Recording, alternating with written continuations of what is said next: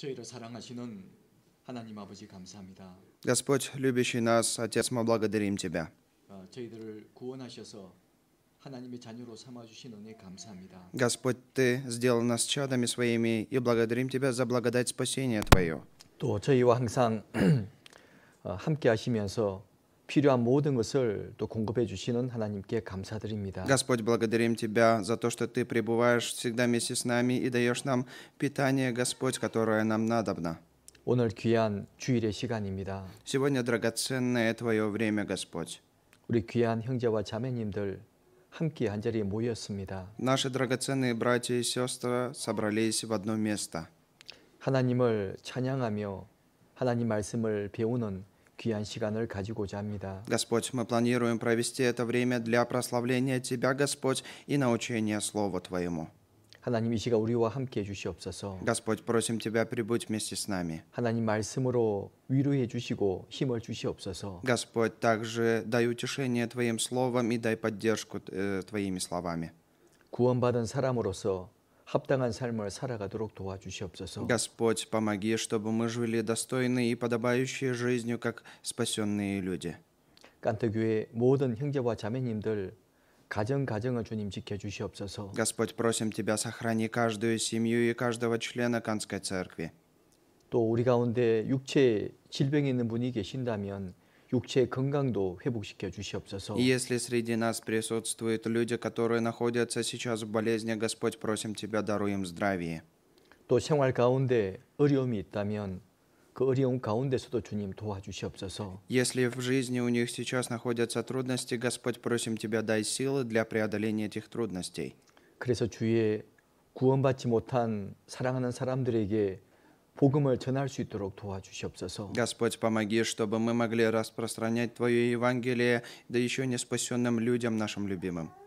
주님 다시 오실 그날이 너무나 가까웠음을 잘 알고 있습니다. Господь, мы хорошо осознаем, что до дня пришествия Твоего в этот мир осталось малое время. 그런 마지막 때를 살아가는 그리스도인으로서 합당한 삶을 살아가도록 도와주시옵소서. Господь, помоги, чтобы в это последнее время, в эту последнюю эпоху мы жили подобающей жизнью христианской в этом мире.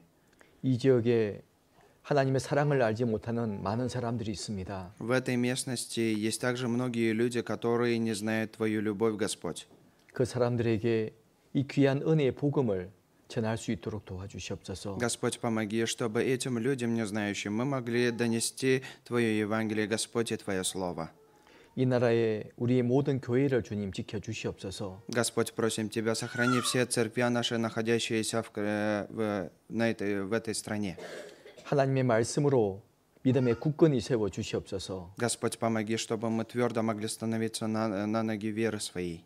하나님께 영광을 돌리는 교회가 되게 도와주시옵소서. И также, Господь, помоги, чтобы эта церковь стала церковью, которая будет прославлять Тебя. 이 나라를 더욱더 정치하시는 모든 분들에게도 지혜를 주셔서 이 나라가 안정될 수 있도록 도와주시옵소서. И, Господь, также дай разума и дай мудрости тем людям, которые управляют этой страной, Господь, стоят во главе этой страны для того, чтобы в стране у нас был покой и мир. 그래서 저희가 복음을 전하는데 어려움이 없도록 돌봐주시옵소서. И также в процессе благовествования в этом деле, Господь, помоги, чтобы не было никаких затруднений.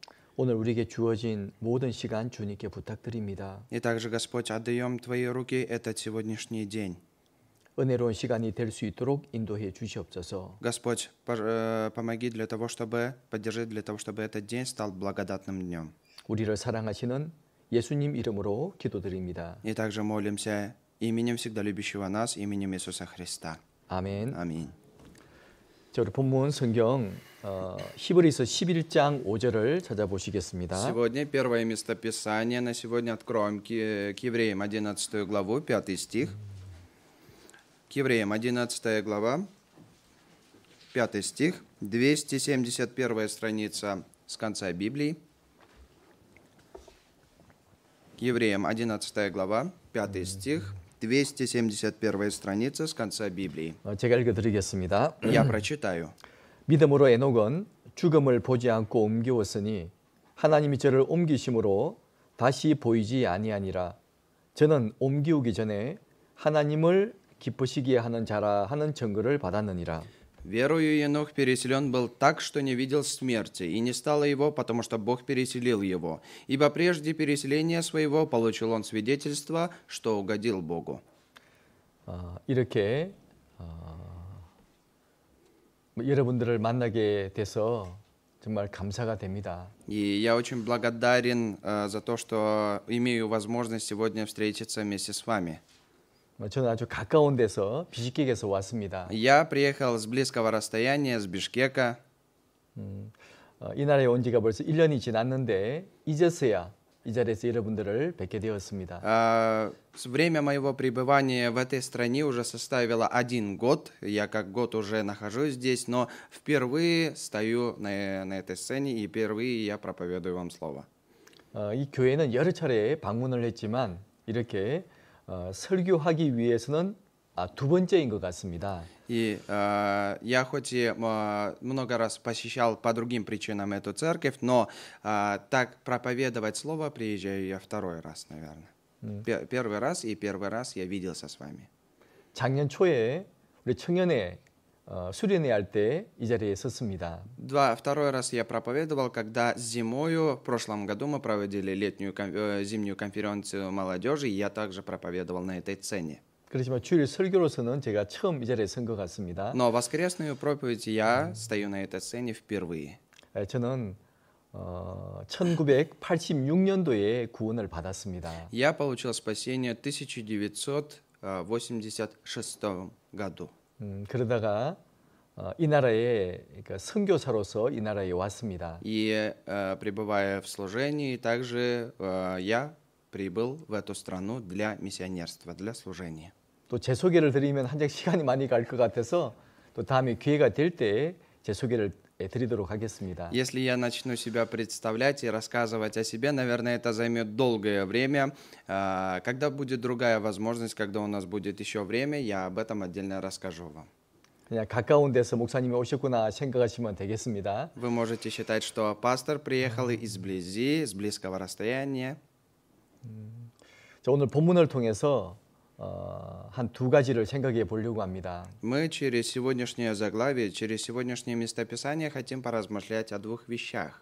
바로 에녹에 대한 내용입니다. Это смысл, записанный о Енохе. 그리고 에녹의 삶을 통해서 또 우리가 배워야 될 것이 있겠죠? И также через жизнь Еноха есть чему нам стоит научиться.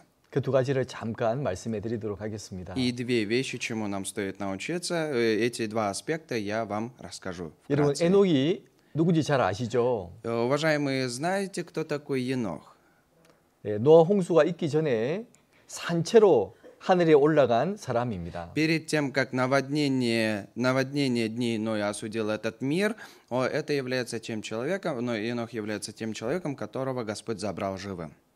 자기 힘으로 올라간 것이 아니라 하나님이 데리고 가셨죠. Конечно же, он не своими силами взлетел и ушел на небеса, конечно же, Господь его забрал. 바로 그것은 하나님이 예수님이 오실 때 구원받은 사람들을 산채로 데리고 올라가실 것을 모형으로 보여주는 사건입니다. Это событие говорит нам о том, что и показывает, что Енох стал для Иисуса образцом, когда он придет во 2-м своем пришествии забирать всех спасенных святых с этого мира.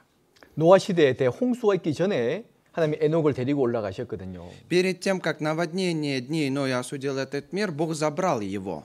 하나님 이 땅을 심판하시기 전에 구원받은 사람들을 데리고 올라가실 것을 보여주시는 겁니다. Через это Господь показывает нам, что до суда этого мира Господь придет и заберет спасенных людей с этого мира. 바로 그것이 또 우리의 소망이잖아요. Конечно же, это же связано с нашей надеждой. Это наша надежда. 그리고 노아의 홍수 때 방주에 타서 구원받은 8명의 사람들도 있습니다. И также есть 8 человеков, спасенных ковчегом во время потопа.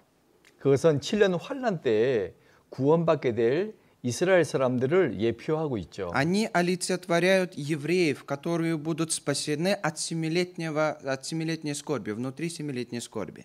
열왕기하 2장에 보면 하나님이 엘리야를 또 산채로 데리고 올라가셨습니다. И содержание второго царства, второй главы, если посмотреть, там описывается, каким образом Господь забрал Илию, пророка.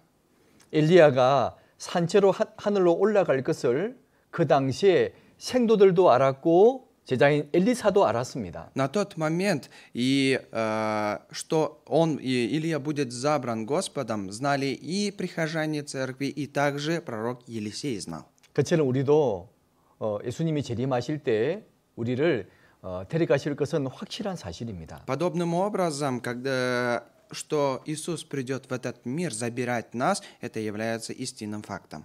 그때 우리 몸이 순식간에 변한다고 말씀하셨죠? Тогда было сказано, что все наши тела внезапно преобразятся, изменятся. 성경은 그것을 첫째 부활이라고 말씀하십니다. И в Библии это говорится первое воскрешение. 바로 생명의 부활이죠. Это воскресение жизни. 우리가 완전하게 몸이 바뀌는 겁니다. Наше тело превращается в нетленное, совершенное тело. 데살로니가 전서 4장에는 그 내용을 자세히 말씀하고 있죠. Фессалоникийцам 4 главе об этом хорошо описывается, хорошо рассказывается. 주님이 다시 오시는 그날, 자 그리스도 안에서 죽은 자들이 먼저 일어난다고 말씀하십니다. Там говорится так, что при пришествии Господа в этот мир в первом воскреснут те люди, которые умерли во Христе.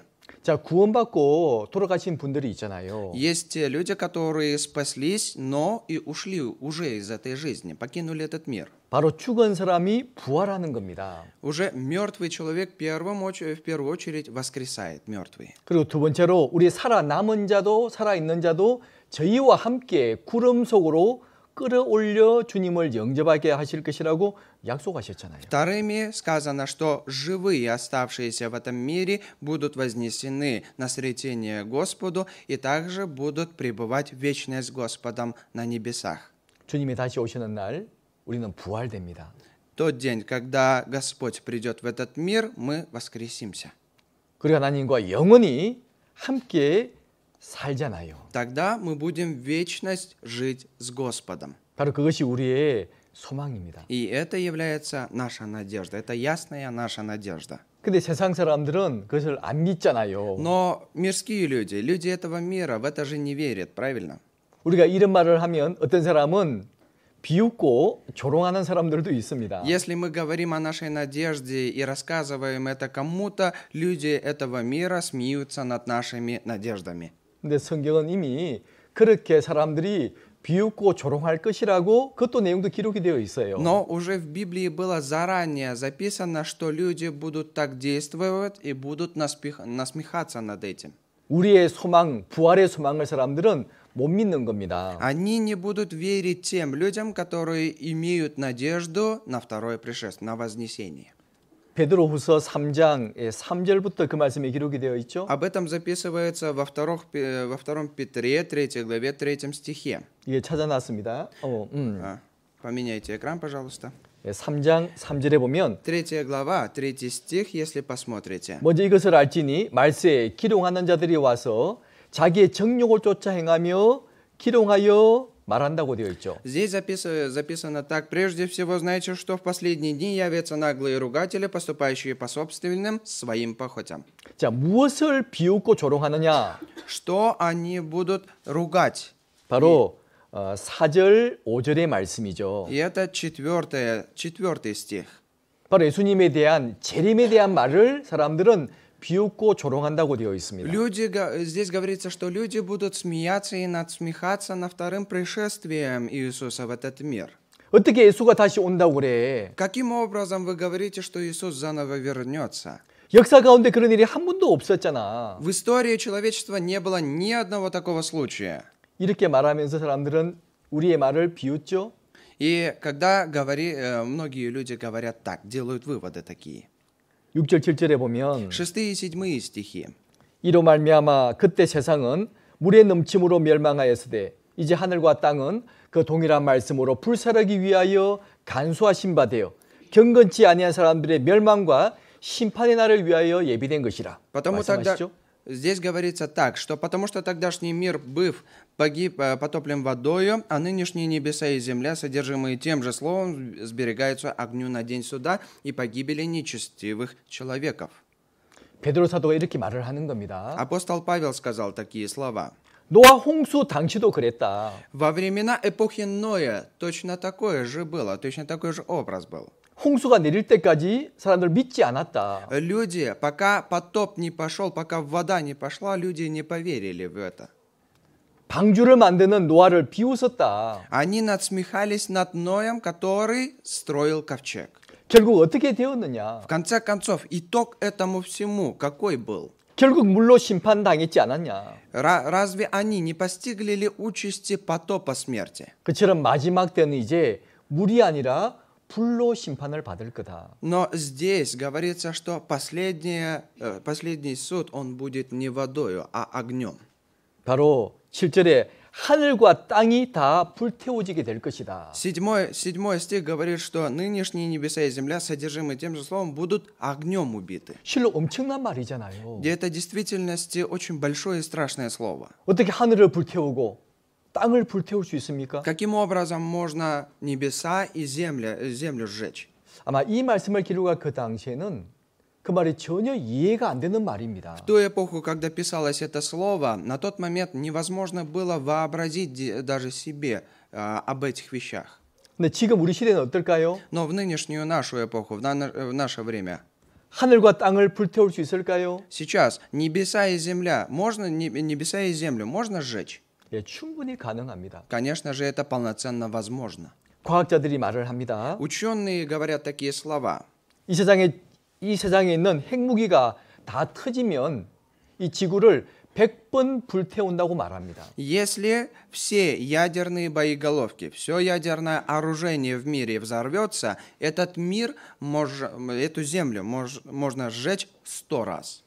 자, 10절에서 이렇게 말씀하죠. И в 10 стихе.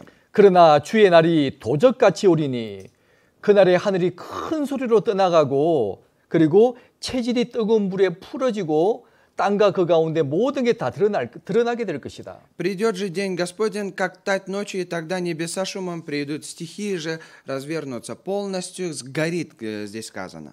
이 주의 날은 바로 심판의 날을 말하는 겁니다. Здесь говорится о суде Божьем, о последнем суде. 노아 당시에 노아의 말을 믿지 않던 사람들이 심판을 받았던 것처럼 Точно так же в эпоху Ноя, как в эпоху Ноя люди из-за непослушания получили суд, 우리 потерпели. 시대에 예수님의 재림을 믿지 않는 사람들에게 심판이 있을 것을 말씀하잖아요. Точно так же и в нынешнюю нашу эпоху здесь говорится, что и будет будущий суд над людьми. 그 심판 날이 갑자기 온다고 되어 있습니다. И здесь сказано, как тать придет этот день, внезапно. 자, 그날에는 하늘이 큰 소리로 떠나가고 체질이 뜨거운 물에 풀어진다고 되어 있잖아요. Здесь сказано, что и небеса, и земля будут полностью пламенеть от этого огня. 이 체질이란 말은 영어로 엘러먼트인데 모든 물질을 이루는 원소를 말하는 겁니다. Здесь об этом говорится, в других переводах говорится, что полностью все осушится, все сгорит. 그러니까 이 탁자도 이 집도 사람도 다 체질로 만들어져 있거든요. 원소로 만들어져 있습니다. Все же, все существа, вся органика, которая существует на этом свете, и дома, одежда, все, полностью она сгорит. 이것이 갑자기 사라지는 거예요. В один миг это все исчезнет. 뜨거운 난로에 물을 뿌려 보십시오. Попробуйте в горячий день, в знойный день, вылить на землю воду. 물이 파직 하면서 물이 사라지잖아요. Вода быстро исчезает, да? Быстро высыхает. 물이 다 증발돼 버리는 겁니다. Точно так же вода, она высыхает вся. 그처럼 뜨거운 불에 이 모든 것이 그냥 사라지는 거예요. Точно так же при высокой температуре все, что здесь находится, она просто лишь исчезнет, высохнет и расплавится. 이런 무서운 심판이 있을 것을 경고하고 있잖아요. Здесь предупреждается о том, что такой страшный суд ждет впереди. 어떤 사람들이 그런 심판을 받죠? Какие люди получат этот суд на себя? 끝까지 고집부리고 구원받지 않는 사람들. Те люди, которые до конца будут пренебрегать Божьим Словом и которые будут отвергать. 하나님의 그 놀라운 사랑을 끝까지 배척하는 사람들. Те люди, которые до конца будут отвергать удивительную любовь Божию, те люди постигнут участи суда. 바로 그 사람들에게 무서운 심판만이 기다리고 있는 거예요. И этих людей ожидает действительно страшный суд.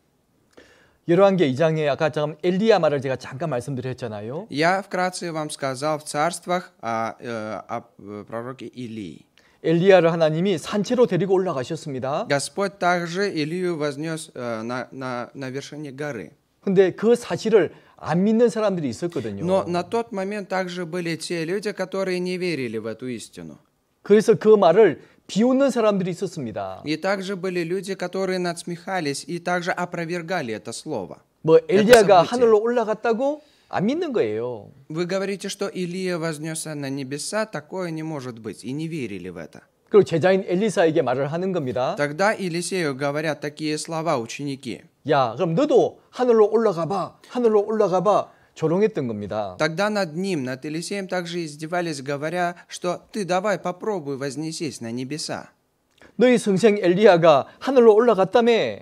Ты же говоришь, что твой ученик Илия, он вознесся. 그럼 너도 하늘로 올라가 봐. Тогда ты тоже вознесись, попробуй. 비웃고 조롱했던 겁니다. Издевались и надсмехались над ним. 그때 숲에서 암곰 2마리가 나와서 그때 젊은이들 42명을 찢어 죽여버렸습니다. Тогда был случай, когда 42 юноши, надсмехавшиеся над вознесением Илии, были убиты медведями. 바로 그 내용이 열왕기하 2장에 기록이 되어 Об этом 있어요. описывается в 4 царствах 2 главе. 하나님의 역사를 비웃는 사람들에게 심판이 있을 것을 또 우리에게 경고로 보여주시는 겁니다. И через этот случай Господь показывает нам, что те люди, которые надсмехаются над Словом Божьим, и те люди, которые надсмехаются над делами Божьими, их определенно ожидает суд. 자, 우리는 분명한 믿음을 가지고 살아가야 됩니다. Мы должны иметь определенную свою веру и такой верою жить. 예수님이 곧 재림하신다는 믿음도 확실히 가져야 되겠죠? И также мы должны иметь определенную и верную веру свою, и определенную веру в то, что второе пришествие Иисуса будет. 그리고 우리의 몸도 부활된다는 것도 확실하게 믿고 살아야 Мы 됩니다. также должны иметь чистую веру в то, что наше тело полностью преобразится, и мы вознесемся на небеса. 그리고 정말 주님의 재림을 기다리는 마음으로 살아가셔야 돼요. И вы должны действительно жить жизнью ожидания пришествия второго Иисуса в этот мир. 자, 오늘 본문의 에녹은 하나님을 기쁘시게 한 사람입니다. Енох, который мы прочитали в начале текста, это человек веры, записанный в 11 главе, как человек, который возрадовал Господа. 자, 에녹이 어떤 삶을 살았기에 하나님을 기쁘시게 했을까요? Тогда, какой же жизнью прожил Енох, чтобы возрадовать Господа? Что он возрадовал Господа? 히브리 11장은 우리가 믿음장으로 말하고 있습니다. 믿음장. Записанный в 11 главе послания к евреям говорится, он человек веры. 성경에서 대표적으로 믿음으로 살아간 사람들의 이름이 기록이 되어 있죠. Евреям 11 главе записываются только те люди, которые имели определенную веру и которые получили признание от Господа.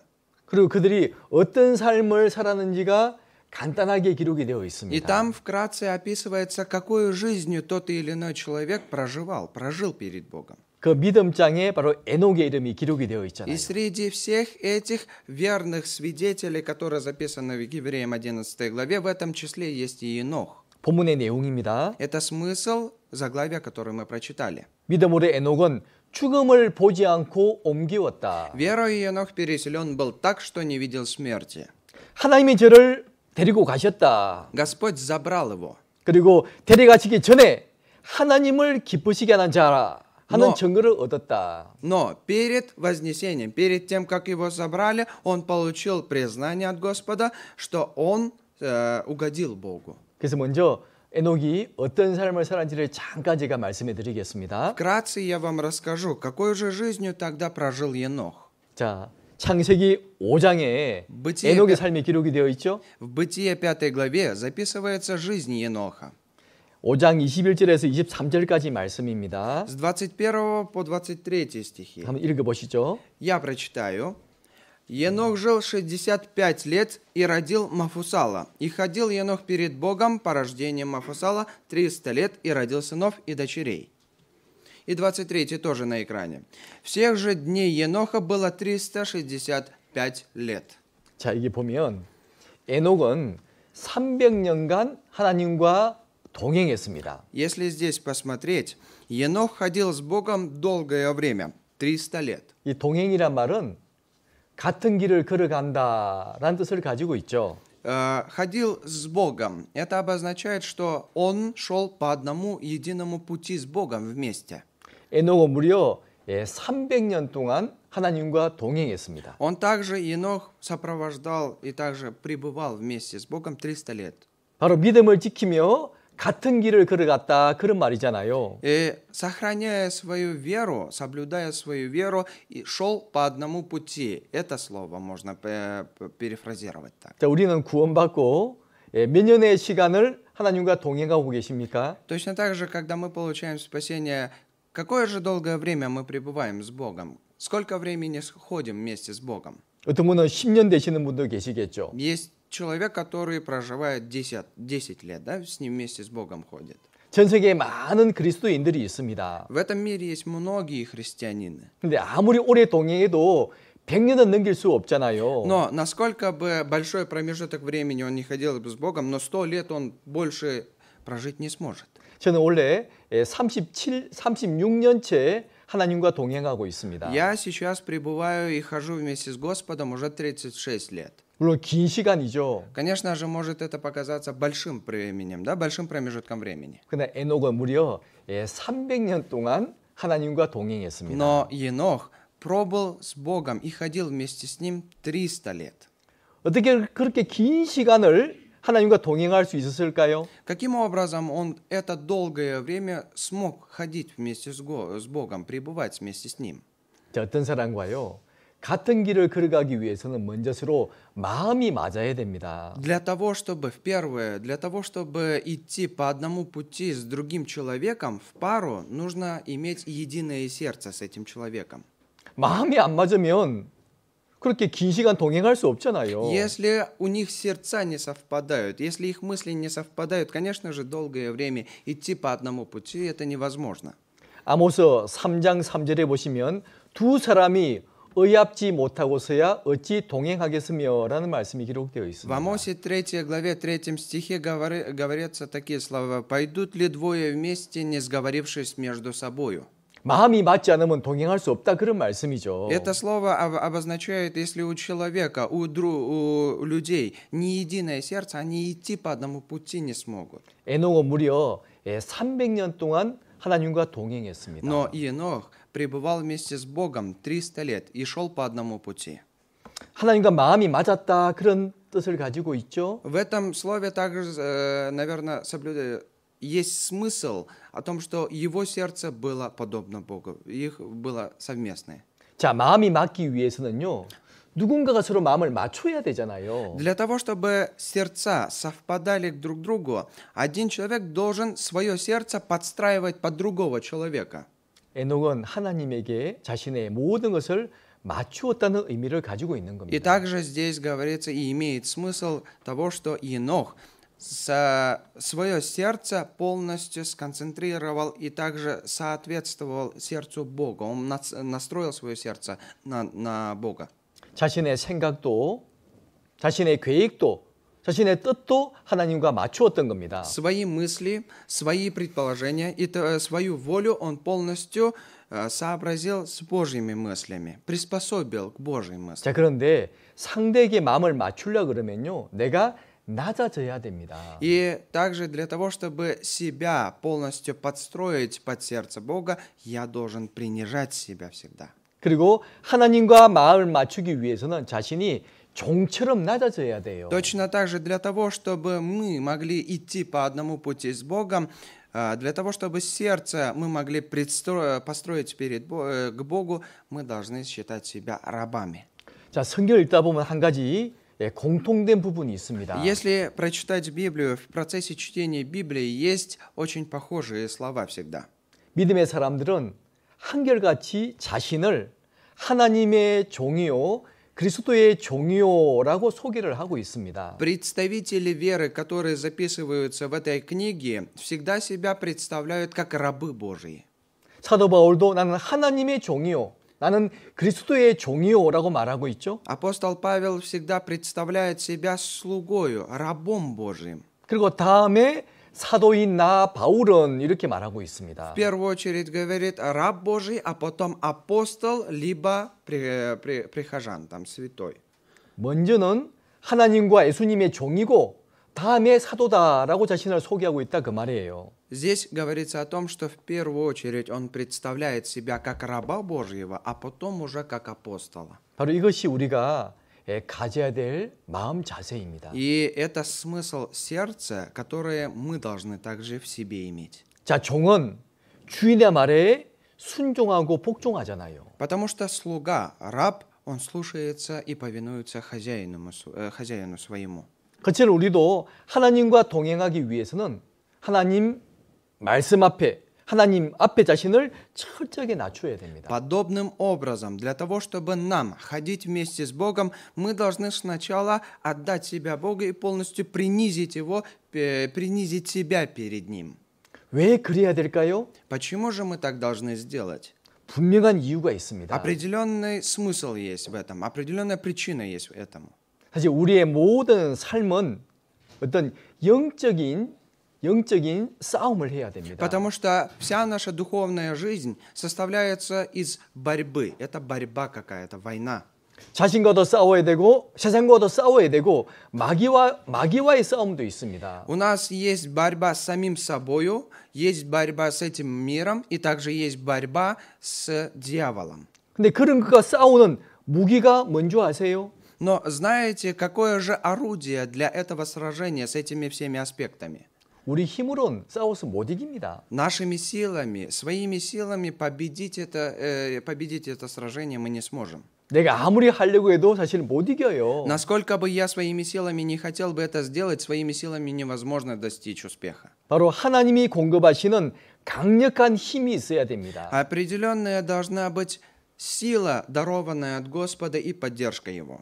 그 힘은 철저하게 자신을 낮추는 사람에게 그 힘이 주어지는 거예요. Но кому же дается эта сила от Господа? Тому человеку, который полноценно принижает себя перед Богом. 사실 우리 하나는 얇은 종이 한 장에 불과합니다. Мы также, наш статус призваны как рабы Божии. 종이 찢으면 쭉 그냥 찢어져 버리잖아요. И также полностью раб, он является слугою. 힘이 없습니다. У нас нету силы никакой. 근데 그 종이가 철판에 딱 달라붙어 있으면요. Вот мы похожи как на листочек один. Листочек один рвется, но если листочек прилеплен к металлической пластине, 강한 풀로 철판에 딱 종이를 붙여 보십시오. хорошим клеем, крепким клеем приклеить этот листочек один к железной пластине. Что тогда будет? 누구도 종이를 찢을 수 없습니다. Никто не сможет этот листочек порвать. 아주 강력하잖아요. Потому что он крепко привязан к этому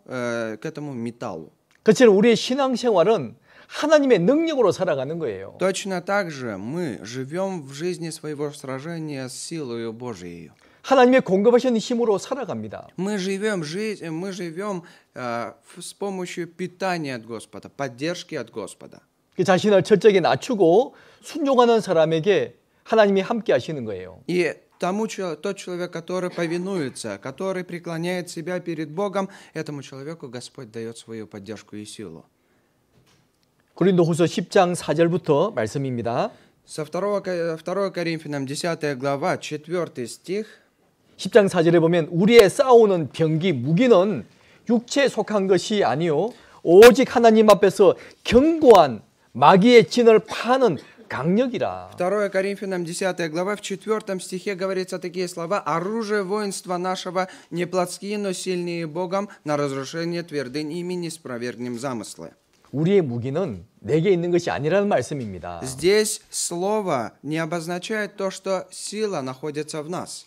마귀의 아주 견고한 진을 파는 하나님의 능력이 필요한 거예요. Для того, чтобы победить эти воинства, эти сражения, конечно же, нужна определенная сила и оружие от Господа дарованное. 근데 5절에 보면 Но в 5 стихе 모든 이론을 파하며 하나님 아는 것을 대적하여 높아진 것을 다 파하고 모든 생각을 사로잡아 그리스도에게 복종케 하니. «И всякое превозношение, восстающее против познания Божия, и пленяем всякое помышление в послушании Христу». 이 말은요, 내 생각으로, 내 방법으로, 내 계획으로 싸워서 이기는 것이 아니라는 말씀입니다. Это слово обозначает, что это сражение по моим замыслам, моими какими-то силами и моими возможностями победить невозможно. 내 생각도, 내 계획도 예수님 말씀 앞에 굴복시켜야 돼요. Мои мысли, мои какие-то размышления я полностью должен принижать перед Иисусом. 그래서 내 힘이 아니라 바로 하나님의 강력한 힘으로 싸워야 승리할 수 있는 거예요. Только когда мы будем питательны силою Божией, когда мы будем получать от Него поддержку, тогда мы сможем выиграть это сражение какое-либо. 자, 10장 6절을 우리 같이 읽어보시겠습니다. 10 глава, 6 стих вместе прочитаем. «И готовы наказать всякое непослушание, когда ваше послушание исполнится». 복종이 온전히 될 때 강력한 힘이 생긴다 그런 말씀이에요. Это слово обозначает то, что когда ваше послушание исполнится, тогда и будет пребывать с вами сила.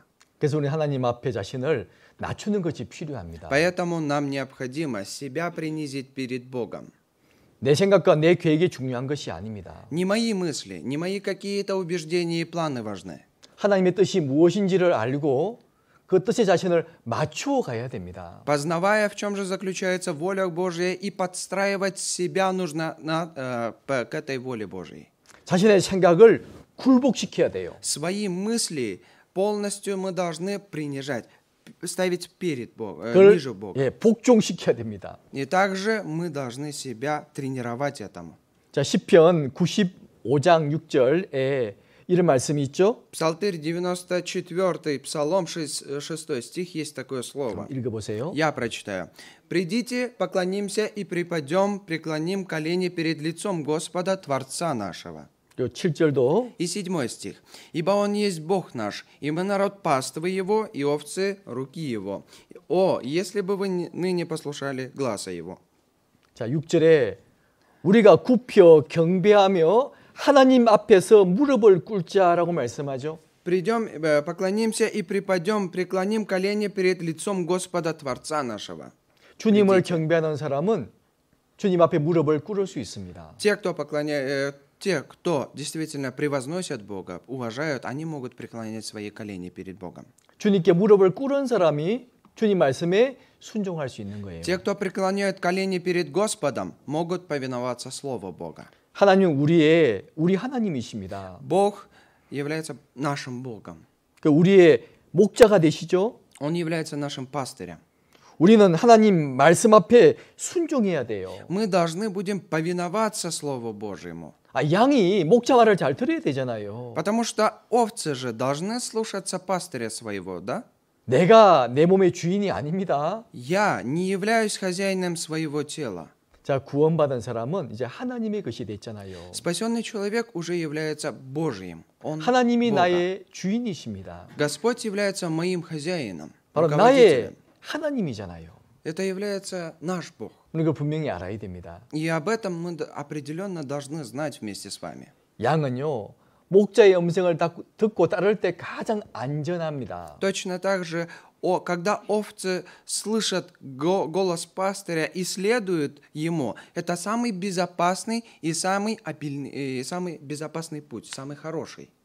우리 신앙생활도 하나님 말씀을 듣고 순종할 때 가장 안전한 거예요. Точно так же, когда мы повинуемся Слову Божьему, слышим Слово Божие и повинуемся и идем, это самый безопасный путь. 그리고 하나님은 우리가 하나님의 음성 듣기를 원하고 계십니다. Точно так же Бог хочет, чтобы мы слышали слова Божьи и соблюдали его. 그래서 에녹은 하나님과 동행하기 위해 자신을 철저하게 낮추었던 겁니다. Поэтому для того, чтобы Енох мог вместе с Богом долгое время ходить, он принизил себя перед Богом. 그리고 300년이나 긴 시간 동안 동행했잖아요. И он ходил с Богом долгое время, 300 лет. 잠시 동행한 것이 아닙니다. не малое какое-то время. 끝까지 함께했다 그 말이에요. Это обозначает, что до конца он с ним был. 사람은 하나님을 잠시 말씀에 순종할 수 있습니다. Люди могут действительно на какое-то время повиноваться, слушаться слов Божьих.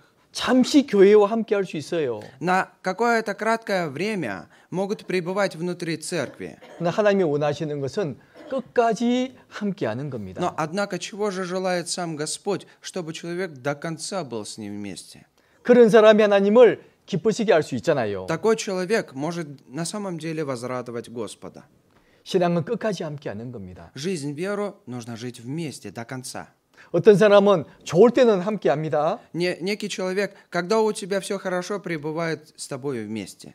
그러나 어려움이 생기면 함께하지 않는 분들이 계세요. Но также пребывают в окружении те люди, когда покидают тебя, когда у тебя трудности. 그건 진짜 동행하는 것이 아니죠. Конечно же, это не единство. 좋을 때든 힘들 때든 어려울 때든 항상 함께하는 것이 동행하는 겁니다. Единство, и это когда человек и в горе, и в радости будет вместе. 예수님이 우리에게 뭐라 말씀하십니까? Иисус что же нам говорит? 누구든지 나를 따라오려거든 자기를 부인하고 그리고 날마다 자기 십자가를 지고 나를 쫓을 것이라고 말씀하셨잖아요. Ко всем сказал, если кто хочет идти за мною, отвергни себя и возьми крест свой и следуй за мною, он сказал.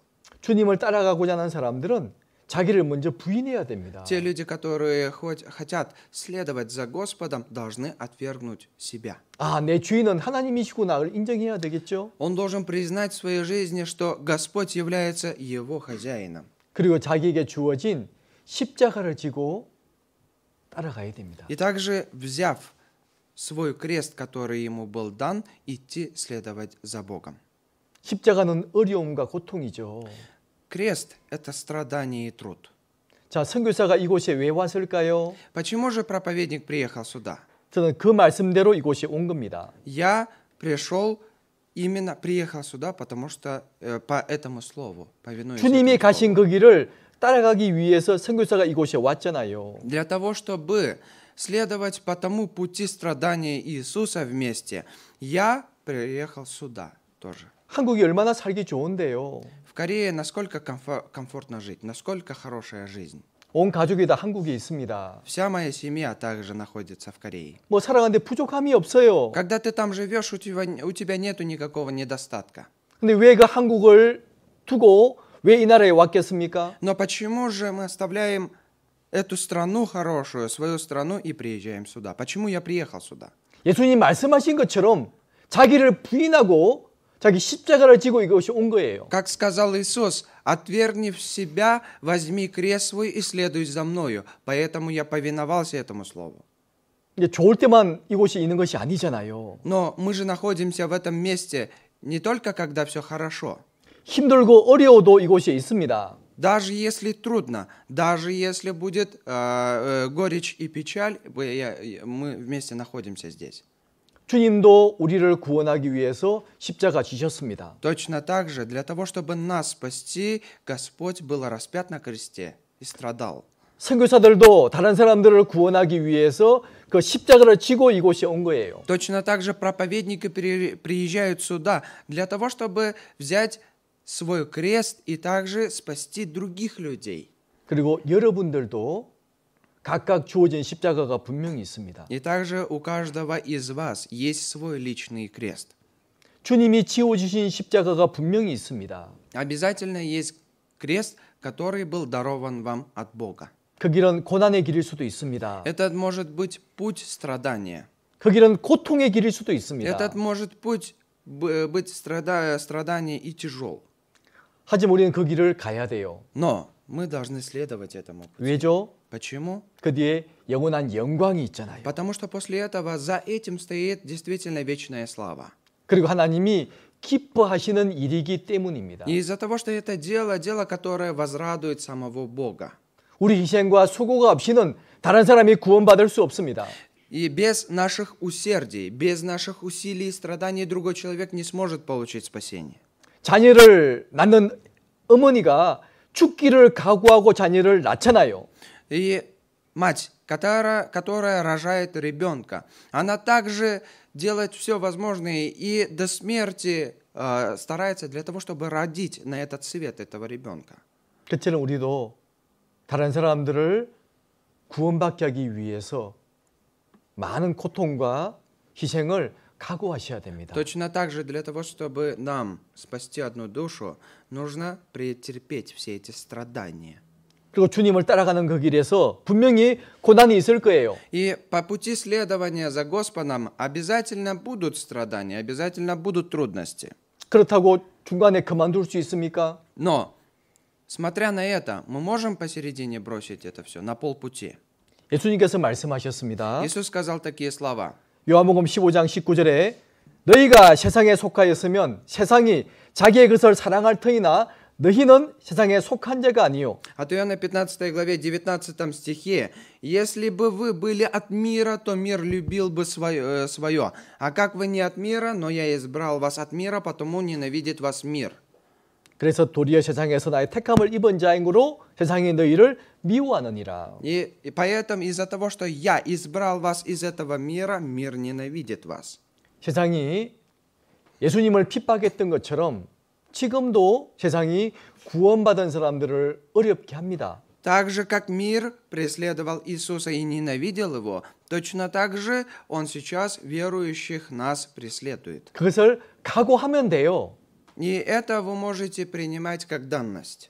어려움이 왔을 때 왜 내게 어려움이 왔을까 슬퍼하시면 안 됩니다. Когда приходят трудности, когда приходят страдания ко мне в жизнь, не нужно думать, за почему же это так происходит. 왜냐하면요. Потому что 믿음으로 살려고 하면 반드시 고난이 있거든요. Потому что если вы захотите прожить по вере, обязательно за этим будут преследовать страдания и трудности вас. 하지만 믿음으로 살지 않고 내 마음대로 살면 핍박이 별로 없습니다. Но если вы не будете жить по вере своей и будете жить так, как вы хотите, особых трудностей и страданий у вас в жизни не будет. 내가 주님을 따라가려고 할 때 고난과 어려움이 오는 거예요. Когда я буду стараться следовать за Господом, идти вместе с Ним, тогда будут и страдания, и трудности. 그래서 고난이 왔을 때 우리는 감사해야 됩니다. Когда приходят трудности в нашу жизнь, мы должны быть благодарны этому факту. 그래서 우리는 고난을 이기고 나가야 돼요. И мы должны преодолевать все эти трудности и идти вперед. 에녹은 무려 300년 동안 하나님과 동행했습니다. Енох пребывал вместе с Богом 300 лет. 뭐 어려움이 없었겠어요? У него разве не было трудностей за этот промежуток времени? 아닙니다. Конечно же нет. 진짜 그 당시도 폐역한 시대였습니다. Конечно же, на тот момент и та эпоха была развратной и действительно полная нечисти. 악한 시대였습니다. Это было действительно развращенное время. 노아가 방주를 만들면서 그렇게 외쳤지만 아무도 방주에 안 탔잖아요. Ной настолько много времени строил этот ковчег и настолько много людей призывал для того, чтобы они сели, ни один человек не сел туда. 그런 시대에 에녹도 믿음을 지키며 살아갔던 겁니다. И даже в такую эпоху, в ту же эпоху Енох жил и соблюдал свою веру. 우리도 주님 오실 때까지 끝까지 함께할 마음의 각오를 하셔야 됩니다. Точно так же мы должны принять решение в сердце своем и быть до конца, до пришествия Господа в этот мир, до конца с Ним. 또 데마처럼요. 바울의 원래 신실했던 데마처럼 한동안 주님을 따라가다가 세상을 사랑해서 도망가면 안 되잖아요. Точно так же, как Фома, который пребывал вместе с апостолом Павлом, как он отошел от него и погрузился в мир, точно так же мы не должны поступать. 한때는 신앙생활을 하다가 신앙이 깨어지면 안 되는 겁니다. Совершая свою жизнь, веру, нельзя посередине на полпути ломать ее. 끝까지 믿음을 지키며 살아가야 됩니다. До конца, соблюдая свою жизнь, веру, надо жить. 에녹은 300년 동안 하나님과 동행했습니다. Енох жил вместе с Богом 300 лет. 그래도 에녹은 하나님과 동행하며 자녀를 낳았잖아요. И также Енох жил нормальной семейной жизнью. Он рождал детей. 이 말씀을 통해서도 교훈받을 것이 있습니다. И через это слово есть о чем нам можно научиться. 자, 구원받았다고 그냥 저 산속이나 또 우리끼리만 살고 있으면 안 됩니다. Конечно же, говоря, что мы получили спасение, от того, что мы получили спасение, нам нельзя уйти куда-то в горы и жить отдельно от этого мира, отделившись. 에녹은 자녀를 낳고 기르면서 살아갔잖아요. Енох рождал детей, размножаясь, жил нормальной семейной жизнью. 바로 정상적인 사회생활, 정상적인 가정생활을 했음을 우리가 알 수 있습니다. Через это мы можем понять, что у него была жизнь нормальная, нормальная семейная также жизнь и нормальная жизнь вера.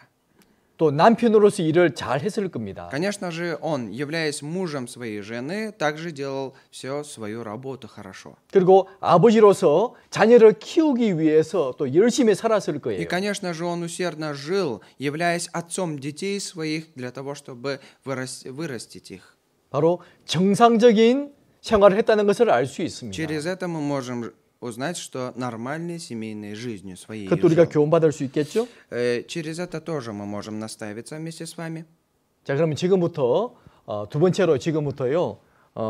구체적으로 우리가 하나님과 동행하는 것이 무엇인지를 생각해 보려고 합니다. И с этого момента я хочу вместе с вами поразмышлять, в частности, что означает хождение с Богом, пребывание с Богом вместе. 우리가 어떤 삶을 살아야 하나님과 동행하는 삶일까요? Какой жизнью мы должны жить, которая будет подобать образу хождения вместе с Богом? 바로 첫 번째는 Первое 바로 교회와 함께하는 겁니다. это совместная жизнь с церковью. 신앙생활 가운데 가장 중요한 것 한 가지를 말하라고 하면 반드시 교회에 대해서 정확히 알아야 된다라고 말할 수 있습니다. Для жизни веры, какие аспекты важны для жизни веры и о чем нужно знать, это является в частности знание о церкви. 자, 구원받은 이후의 신앙생활은 바로 교회 생활이라고 말할 수 있습니다. Вы можете сказать, что без колебаний обладаете правильными знаниями о церкви в жизни веры своей. 그래서 교회가 무엇인지를 정확히 아셔야 돼요. И вы должны действительно правильно осознавать и знать, что такое церковь. 그래야 올바른 신앙생활을 할 수 있습니다. И тогда вы сможете жить правильной, нормальной жизнью веры. 교회를 정확히 모르면 나중에 큰 문제가 생길 수도 있습니다. Если человек не знает о церкви, не знает, что такое церковь, может возникнуть большая проблема. 자, 교회란 뜻이 어떤 뜻을 가지고 있는 줄 아십니까? Знаете, слово «церковь» какой смысл за собой несет? 바로 헬라어로 에클레시아. Слово «церковь» по-гречески означает «экклесия».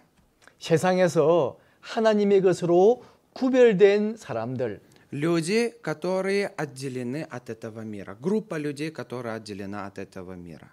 하나님이 세상 사람들 가운데서 빼어낸 사람들, Это те люди, которых Господь отделил из мирских людей себе. 바로 구원받은 사람이 모인 무리를 교회라고 말하는 겁니다. Церковь относится к тому группу людей, спасенных, которые собираются совместно. 고린도전서 1장 2절에 기록이 되어 있죠. И в 고린도전서 1장 2절. 1 Коринфянам 1 главе во 2 стихе говорится такие слова. 고린도에 있는 하나님이 교회라고 설명합니다. Коринфянская церковь Божия говорится. 곧 거룩하여지고 성도라 부르심을 입은 자들이라고 되어 있잖아요. Также говорится, что святые, призванные Богом. 이 건물을 보고 교회라고 말하면 안 됩니다.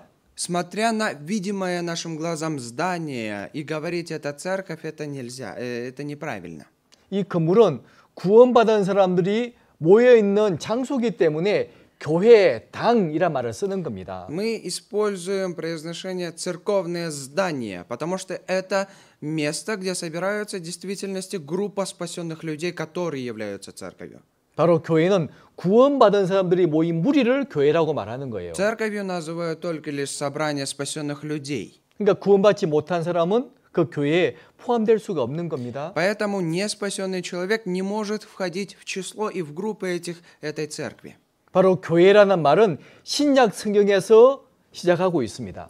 В эпоху Нового Завета используется слово «церковь». С эпохи Нового Завета начало использоваться слово «церковь». 구약 성경 어디를 봐도요 교회라는 말은 없어요. В Библии, где бы вы ни посмотрели, в ветхозаветнее время, там вы не сможете найти слово «церковь».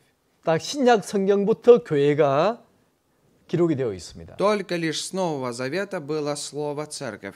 Начали использовать слово «церковь». 바로 교회의 시작은 예수님의 십자가에 죽으시고 부활하심으로써 교회가 시작되는 겁니다. Церковь началась со смерти Иисуса на кресте и Его воскрешения.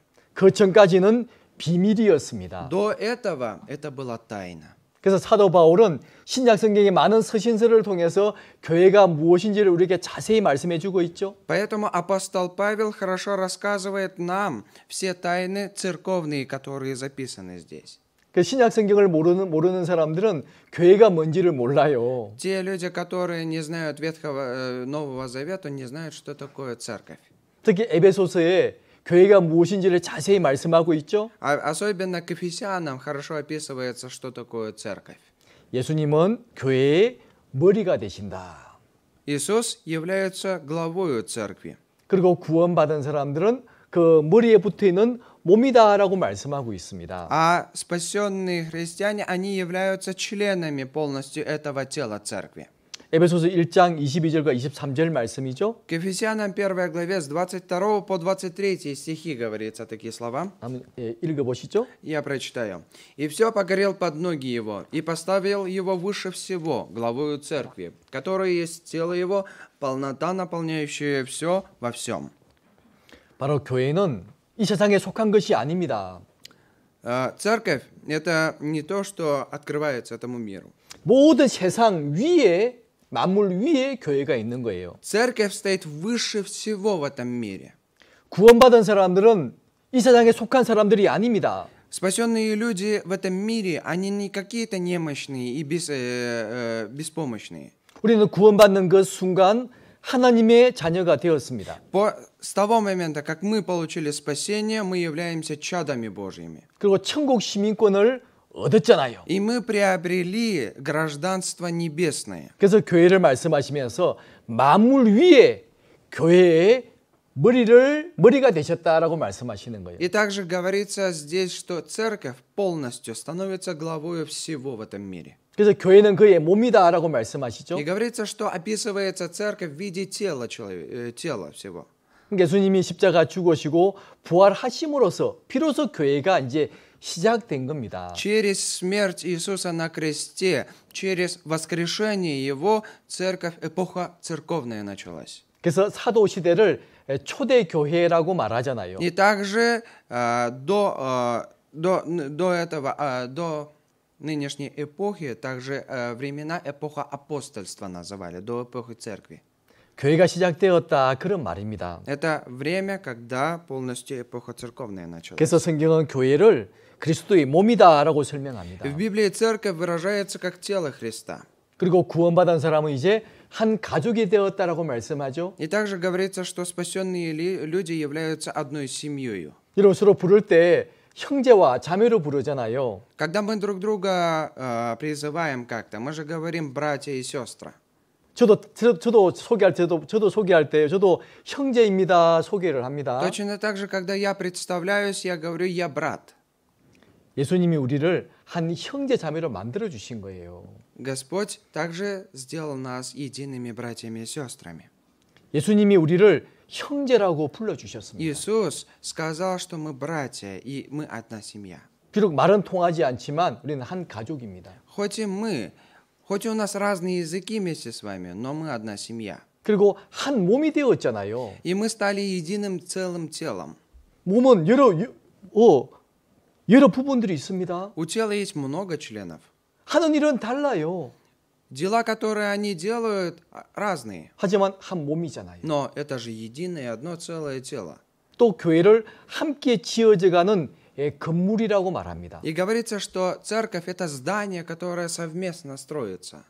그리고 신랑이신 예수님을 기다리는 그리스도의 신부라고 설명하셔요. И также говорится так, что это люди, группа, которая ожидающая полностью Христа в этот мир. 그런 내용들을 женихи. 사도 바울이 자세히 말씀하고 있잖아요. И также об этом говорится, хорошо описывается в Библии. 그리고 하나님은 교회를 통해서 우리에게 모든 것을 공급해 주신답니다. И также говорится, что Господь полностью питает нас через церковь. 나한테 개인적으로 주시는 것이 아닙니다. Не дает каждому в отдельности особенно. 바로 교회를 통해서 우리 모두를 공급해 주시는 겁니다. Через церковь полноценно нас всех питает. 여기 손가락이 어떻게 힘을 얻습니까? Каким образом эта рука может получить силу? 어떻게 питание. 공급을 받죠? Каким образом он получает питание? 바로 머리로부터 마디와 힘줄을 통해서 공급을 받잖아요. Также он получает импульсы, получает питание из мозга, из головы мозга, идет импульс, и он движется. 직접 머리 이렇게 붙어 있는 것이 아닙니다. Конечно же, он не близко прилеплен, он не прилеплен сразу к голове. 그래서 하나님은 우리 모두 교회를 통해서 우리에게 필요한 것을 공급해 주시는 거예요. Точно так же через телесную церковь все, Господь питает всех нас по отдельности каждому, что надобно. 그래서 하나님과 동행한다고 하는 것은 교회와 함께하는 겁니다. Поэтому пребывать вместе с Богом, ходить вместе с Богом – это пребывание внутри церкви. 교회를 떠나는 것은 하나님을 떠나는 거예요. Отойти от церкви, уйти из церкви – это отойти и уйти от Господа самого. 요한복음 15장에는 교회를 설명하시면서 포도나무와 가지로서 설명하고 있죠. От Иоанна 15 главе, как ветвь и как лоза описывается отношение церкви. 예수님은 포도나무가 되십니다. Господь является лозою церкви. Иисус 구원받은 является 그리고 лозой. 구원받은 한 사람 한 사람들은 그 나무에 붙어 있는 가지라고 말씀하시죠. А отдельные члены, взятые из церкви, являются ветвями, 그리고 하나님은 прилепленные к этой лозе. 나무를 기르는 농부라고 말씀하십니다. И с таким образом говорится, что Господь – это полностью тот человек, который смотрит, ухаживает, земледелец. 가지는요, 나무에 붙어 있기만 하면 돼요. Ветвь должна просто лишь прилепиться к лозе. 그 나무로부터 모든 걸 공급받잖아요. И через лозу, через полностью дерево, это она получает свое питание. 그 농부의 아주 세심한 손길로서 보호를 받는 겁니다. Действительно, получает Божье обеспечение через это все. 그런데 떨어져 버리면요. Но если эта ветвь упадет, 밖에 버리워서 말라버립니다. выбросится на улицу и полностью она засохнет. 그 뭐 하겠어요? А потом что сделается? 사람이 주워다가요, 그냥 불 떼버립니다. Человек подберет и просто лишь сожжет ее. 자, 구원받은 사람도 그럴 수 있어요. Спасенный человек также может принять такой образ. 내 마음대로 살고 교회를 떠나버리게 되면 비참한 삶을 살 수 있습니다. Если человек будет жить так, как он захочет, и отойдет от церкви, он будет жить действительно плохой жизнью. 하나님과 아무 상관없는 삶을 살 수 있어요. Он может начать жить без смысла, безразлично по отношению к Богу. 그러면 사람들에게 조롱과 그리고 하나님 앞에 큰 책망을 받는 거예요. Тогда перед людьми он получит обличение, и перед самим Богом он получит это обличение большое. 그래서 교회와 함께하는 것이 바로 하나님과 동행하는 삶이라는 것을 분명히 알아야 됩니다. Поэтому нужно хорошо знать, что жить вместе с Богом, ходить вместе с Богом – это проживать правильную жизнь и совместную жизнь совместно с церковью. 좋을 때든 힘들 때는 교회와 함께해야 됩니다. Когда трудно, когда тяжко в жизни, нужно пребывать вместе с церковью. 저는 감사한 게 있습니다. У меня есть большая благодарность во мне. 저는 구원받자마자 저는 교회가 무엇인지를 분명히 배웠습니다. Как я только получил спасение, чему я правильно научился, что такое церковь. 그리고 저는 지금까지 교회와 함께하고 있습니다. И до сих пор я пребываю совместно с церковью. 자, 교회가 하나님이 함께 하신다는 걸 어떻게 할 수 있을까요? Если ты пребываешь вместе с церковью, что можешь сделать? 바로 구원받는 사람들이 생긴다는 겁니다. Если есть церковь, в которой пребывается, значит и будут спасенные люди, которые будут прибавляться туда. 아무리 교회당이 커도요. Насколько бы здание церкви само большим не было бы, 아무리 많은 사람이 모여도 насколько бы много количества людей не собиралось бы, 그 가운데 확실히 구원받은 사람이 없다면 그건 교회 아닙니다. но если там нету истинно спасенного хотя бы одного человека, то это не церковь. 하나님의 역사하시는 교회가 아니다 그 말이에요. Это обозначает, что это не церковь, через которую работает сам Господь. 그 교회는 죽어 있는 교회입니다. Это мертвая церковь. 살아있는 교회는 활동하잖아요. Потому что живая церковь, она движима. 사람들이 구원받습니다. Спасенные люди получают спасение. 그리고- Неспасенные получают спасение. 그리고 구원받은 사람이 점점 믿음이 자라가요. И этот спасенный человек немного возрастает в своей жизни веры. 바로 그 교회가 하나님이 함께 하시는 진짜 교회라는 겁니다. И это доказательство того, что это является истинной церковью, в которой работает сам Господь. 우리는 그 교회와 주님 오실 때까지 함께 동행을 해야 되는 И в 겁니다. этой церкви мы до конца должны прилепиться и пребывать до пришествия второго Господа. 그리고 또 하나님의 말씀대로 살아가는 것이 하나님과 동행하는 거죠. И также жить точно Слову Божьему, повиноваясь Слову Божьему, это тоже надобно. 왜냐하면 Почему? 요한복음 1장 1절에 태초에 말씀이 계시니라 이 말씀이 하나님과 함께 계셨으니 이 말씀은 곧 하나님이시라고 말씀하잖아요. Потому что от Иоанна 1 главе 1 стихе сказано: «В начале было Слово, и Слово было у Бога, и Слово было Бог». 하나님이 지금 우리에게 말씀으로 계십니다. Господь пребывает вместе с нами со Словом Своим. 그래서 하나님 말씀을 내가 살아가야 될 삶에 분명한 말씀으로 방향을 잡아야 됩니다. И мы должны полностью сосредотачивать свой путь и полностью строить свой путь на Слове Божьем. 말씀을 기준해서 나의 모든 삶을 그 말씀에 맞추어 가야 돼요. Я должен соответствовать и подчинять всего себя, основываясь на Слове Божьем. 어떤 결정을 할 때 있잖아요. Когда мы что-либо принимаем, в чем-либо принимаем решение какое-то. 어떤 중요한 결정을 해야 Вот когда 됩니다. мы принимаем очень серьезные решения в нашей жизни, 그때 누구 말을 들어야 될까요? тогда чье же слово мы должны слушать? 가족의 말, 가족들의 말, К семье должны прислушиваться? 친한 친구들의 말, Или к близким друзьям должны прислушиваться? 공부를 많이 한 사람들의 말, Или к людям, которые образованные, к ним нужно прислушиваться? 물론 그 말도 참고해야 되겠죠. Конечно же, можно прислушаться и к этим словам. 하지만 제일 중요한 것은 바로 하나님의 말씀이잖아요. Но к чему же к основному и самому важному мы должны прислушиваться? Это к Слову Божьему. 말씀에서 하지 말라는 것은 하면 안 됩니다. Что говорится в Слове Божьем не делать, не должны делать. 말씀대로 살아가는 것이 바로 행복한 사람이에요. Жить по Слову Божьему, тот человек, который живет по Слову Божьему, это счастливый человек. 말씀대로 살아가는 것이 바로 하나님과 동행하는 삶이다 그런 말이에요. Жить совместно Слову Божьему, подчиняясь этому, это обозначает жить совместной жизнью с Богом, ходить с Богом вместе. 하나님에게 번제를 드릴 때 절대 넣어서는 안 되는 것들이 있습니다. И перед Богом есть особенно те вещи, которые не должны делаться. 바로 누룩과 꿀이죠. И это закваска и мед. 누룩은 죄를 말하고 Закваска – это грех. 꿀은 어떤 인정을 말하는 겁니다. Мед – это жизнь, движимая человеческими эмоциями или признанием человеческим. 사람들의 말, Это человеческие слова, 사람들의 지혜, это в разум и какие-то мысли человеческие, образования. 어떤 감정을 따라서 살아가면 안 됩니다. По каким-то эмоциональным своим ощущениям нельзя жить. 그 꿀을 절대로 넣지 말라고 말씀하셨잖아요. Говорится, что нельзя в свою жизнь смешивать меда.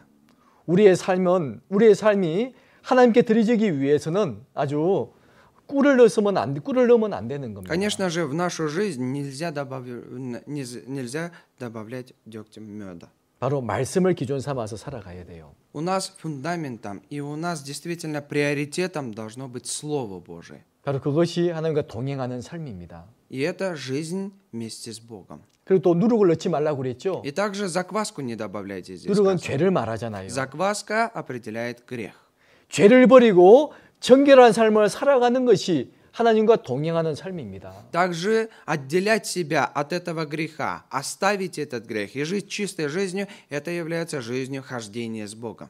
하나님과 동행한다고 하면서 내 마음대로 살면 안 되잖아요. Конечно же, если мы хотим быть едины с Богом и ходить вместе с Ним, конечно же, нам нельзя жить так, как нам хочется. 이제 천국 가니까 죄를 마음대로 지어도 되겠지. 그 잘못된 생각이잖아요. Из-за того, что я пойду, все равно попаду в рай, я теперь могу грешить так, как я хочу. Это, конечно же, неправильные мысли.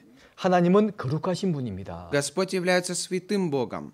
죄가 조금 더 없으신 분이잖아요. Ни единого греха нету в нем. 그런 하나님과 동행하기 위해서는 죄를 버리는 삶을 살아야 И 됩니다. для того, чтобы мы могли ходить с Богом и жить подобающей жизнью к Нему, мы должны жить действительно свято. 죄를 버리지 않고 그냥 마음에 가지고 있으면 안 됩니다. Мы не должны оставлять в своем сердце этот грех. Мы должны избавляться, выбрасывать его. 베드로 후서 1장 14절 1 Петра, 1 부터 глава, 읽어보세요. 14 стих. На экран обратите внимание, вместе я прочитаю. «Как послушные дети, не сообразуйтесь с прежними похотями, бывшими с неведением вашим». 또 15절 15 стих я прочитаю. «Но по примеру призвавшего вас святого, и сами будьте святы во всех поступках». 바로 우리의 삶도 하나님처럼 거룩한 삶을 살기 위해서 노력하셔야 됩니다. Мы должны стараться для того, чтобы жить святой жизнью. 물론 우리 중에 완전한 사람은 없습니다. Конечно же, среди нас нету того человека, который бы абсолютно был бы свят. 날마다 죄를 지을 수도 있어요. Каждый день мы можем грешить. 하지만 죄를 지었을 때 즉시 회개하고 돌아서야 되잖아요. Но когда мы согрешаем, мы должны в действительности, покаявшись перед Богом, полностью обратить внимание, повернуться. 그런 사람이 하나님과 동행할 수 있는 거예요. Тот человек, который так поступает, может ходить вместе с Богом. 그래서 구원받은 사람들은 세상과 좀 구별된 삶을 살아가야 됩니다. Такой человек может жить отделенной жизнью от этого мира. 여러분 레위기 11장에는 아주 재미난 말씀이 기록이 되어 있습니다. И в Левите 11 главе записаны очень важные слова.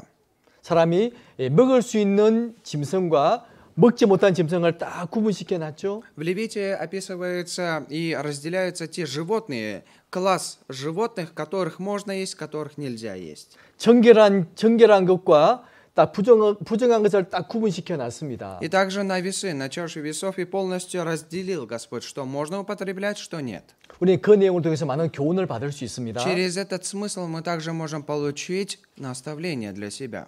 첫 번째 레위기 11장 3절에 보면 Левит 11 глава 3 стих. 자, 짐승 중에서 굽이 갈라져 쪽발이 된 짐승이 정하다고 말씀하셨습니다. Здесь сказано, всякий скот, у которого раздвоены копыта и на копытах глубокий разрез, их можно кушать. 딱 구별된 삶을 살아야 된다 그런 말씀이죠. Это слово обозначает, что мы должны жить разделенной, отделенной жизнью. 분명하게 굽이 갈라져야 됩니다. Мы должны точно так же иметь отделение от этого мира. 어떤 분은 구원받았다고 말은 하기는 합니다. Некий человек говорит, что получил спасение. 근데 어떤 구별을 못해요. Но он ничего не разделяет в своей жизни. 뭐 교회가 다 같은 교회지 뭐 특별한 교회야 이렇게 구분 못하는 분이 계십니다. Есть один человек, который, не разделяя ничего, не понимая, говорит, а что ваша церковь особенная? Все церкви одинаковые. 그냥 하나님 믿으면 천국 가지 뭐 굳이 따져야 돼 이런 분도 있잖아요. Зачем выбирать из чего-либо? Просто верь в Бога и попадешь в рай. 자, 하나님 믿으면 다 천국 갈 수 있습니까? Все, кто верит в Бога, смогут все ли попасть в рай? 교회만 나가면 다 천국 갈 수 있어요? Или каждый человек, который ходит в любую церковь, может ли он попасть в рай? 그건 아니잖아요. Конечно же нет. 우리는 구원의 복음의 말씀을 듣고 구원받을 때 천국에 가는 겁니다. Когда мы слышим слово, которое может отправить в рай, когда мы получаем это наставление, мы тогда только можем увидеть рай. 정말 복음의 말씀을 듣고 확실히 구원받을 때 그 사람이 천국에 가잖아요. Человек, когда только услышит истинное Евангелие, и когда в действительности приобретет это спасение, только тогда может попасть в рай. 이것도 분명히 딱 구별돼야 됩니다. В этом тоже должно быть разделение. 그냥 교회만 나간다고 다 천국 가는 것이 아닙니다. От того, что человек в любую церковь ходит, от этого он автоматически не идет, не попадает в рай. 바로 구원받은 믿음도 분명하게 딱 구별돼야 됩니다. Конечно же, и путь спасения должен разделяться. Отделение тоже должно быть. 그래야 다른 사람들을 구원할 수 있잖아요. Поэтому других людей мы можем тогда спасать. 그리고 생활도 딱 구별돼야 됩니다. И также жизнь наша должна быть разделена. 구원받은 사람이 구원받지 못한 사람처럼 살면 안 되잖아요. Спасенный человек не может же жить как неспасенный. 딱 구분이 돼야 됩니다. Должно быть разделение в жизни. 이제 구원받은 사람은 뭔가 달라야 돼요. Спасенный человек должен отличаться от других. 구원받기 전과 그 이유가 분명히 구분돼야 됩니다. И также жизнь до спасения и жизнь после спасения должна разниться, должна разделяться. 그런 구별된 삶을 살아갈 때 하나님이 그 사람의 삶을 정하다고 말씀하시는 거예요. И когда человек живет такой жизнью разделения, тогда говорится, что это правильно. 물론 책임질은 또 말씀을 계속 반복해서 듣고 묵상하는 거죠. И также то, что животное жует жвачку, что это описывается, то, что человек все время наставляется слову и также все время думает о слове. 그리고 물고기도 마찬가지입니다. И также относятся к рыбам. 반드시 비늘이 있어야 되고 그리고 지느러미가 있는 것이 정하다고 말씀하셨습니다. Обязательно должна быть чешуя сказана, и они должны быть в воде, в потоке. 이 비늘은 물고기의 몸을 보호하는 것들입니다. 막아주고 있잖아요. Чешуя – это защита для тела рыбы. Она полностью защищает и эту рыбу. 어떤 공격을 받아도 비늘이 있으면 보호를 받을 수 있습니다. Даже какие-либо там раны, может, или еще что-то, какие-то повреждения, но если есть чешуя, он сможет защитить. Это его щит. 어떤 무조건 당하는 것이 아니라 세상의 공격을 방어할 수 있는 믿음을 가져야 됩니다. Мы должны иметь не простую веру, но веру, которая определенно имеет защиту и отделение от этого мира. 그리고 지느러미가 있죠. 지느러미. И также у нас маневренность должна быть. Мы должны быть маневренны. 예, 앞 지느러미는 방향을 잡습니다. Передние плавники у него его направление принимают. 분명한 목표를 가지고 신앙생활을 해야 된다 그런 말이에요.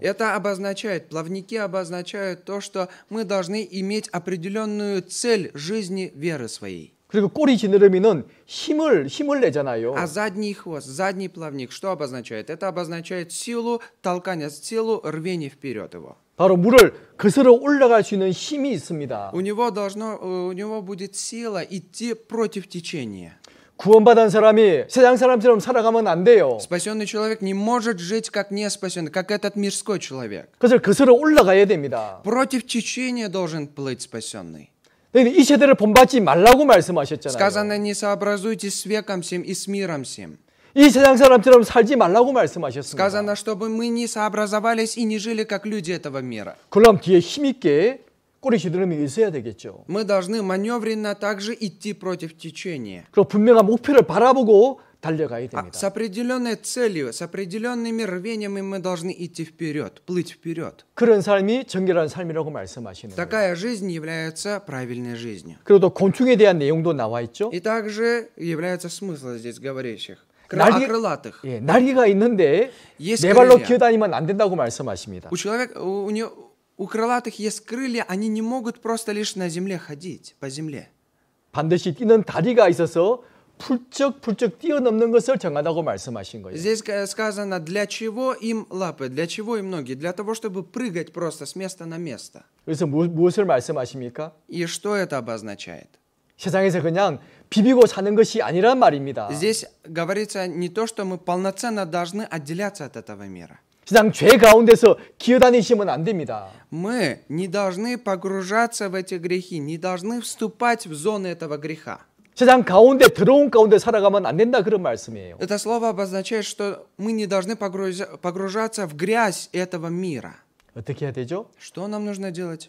풀쩍 뛰어넘어야 됩니다. Прыгать надо полностью с места на место. 세상의 더러움으로부터 우리를 지켜야 돼요. Мы должны соблюдать себя от грязи этого мира и отделять себя от этого. 예, 뛰어넘어야 됩니다. Мы должны перепрыгивать отсюда и должны защищать себя, ограждать себя. 그래야 정결한 삶을 살아갈 수 있는 Тогда 거예요. мы сможем жить действительно подобающей жизнью. 그래서 구원받은 사람들은 죄 가운데 살아가면 안 됩니다. Спасенные люди не должны жить во грехе. 주님과 동행하기 위해서는 반드시 죄를 버려야 돼요. Для того, чтобы ходить вместе с Богом, от греха мы должны избавляться. 그래서 로마서 12장 2절에서 말씀하시죠. К Римлянам 12 главе во 2 стихе так говорится. 로마서 12장 2절 같이 К 읽어보시겠습니다. Римлянам 12 глава 2 стих, обратим внимание на экран и вместе прочитаем. «И не сообразуйтесь с веком сим, но преобразуйтесь обновлением ума вашего, чтобы вам познавать, что есть воля Божия, благая, угодная и совершенная». 그렇죠. 이 세대를 본받으면 안 됩니다. Нельзя сообразоваться с веком сим. 뭔가 변화를 받아야 돼요. Мы должны действительно преобразоваться. 그래서 하나님의 뜻이 무엇인지를 잘 듣고 분별해야 И 됩니다. мы должны прекрасно осознавать, в чем же заключается воля истинная Бога, и должны отделять себя. 이런 사람이 하나님과 동행할 수 있는 거예요. Такой человек может вместе ходить с Богом. 우리 그렇게 살아가야 됩니다. Мы должны так жить. 자, 그래서 하나님과 동행하는 삶을 살아가면 어떤 축복이 있을까요? Если мы будем жить совместной жизнью и ходить вместе с Богом, какая благодать у нас будет? 잠깐 말씀해 드리겠습니다. Вкратце вам об этом расскажу. 로마서 9장 고린도후서 9장 10절에 나와 있죠. 2 Коринфянам 9 глава в 10 стихе об этом говорится. 같이 한번 읽어보시겠습니다. Давайте вместе прочитаем. «Дающий же семя сеющему и хлеб в пищу подаст обилие, посеянному вами и умножит плоды правды вашей». 하나님은 심는 자에게, 일하는 자에게, 동행하는 자에게 필요한 모든 것을 공급해 주십니다. «Дающему же семя, кто сеет, кто работает, тому Господь дает все, что ему нужно». 바로 심는 자에게 뿌릴 씨앗도 주시고 먹을 양식도 주세요. «Сеющему семя Господь и даст пищу для питания его». 주님과 동행하는 사람은 하나님을 위해서 일할 수 있습니다. Тот человек, который вместе с Богом ходит, тот и может работать ради Бога. 그럼 하나님은 그 사람이 살아가는데 필요한 것을 다 공급해 주세요. И этому человеку Господь дает все необходимое для него. 이 말씀은 진리의 말씀입니다. И это слово истины. 확실한 말씀이죠. И это истинное слово, праведное 이거 слово. 분명히 믿어야 됩니다. В это слово определенно нужно верить. 그 두 번째는 Второе. 함께 영광에 참여합니다. И участвовать в славе на вечности. 자, 구약 성경에 보면 В Ветхом Завете 전쟁에 함께 참여한 사람은 그리고 전리품도 함께 얻을 수 있는 거예요.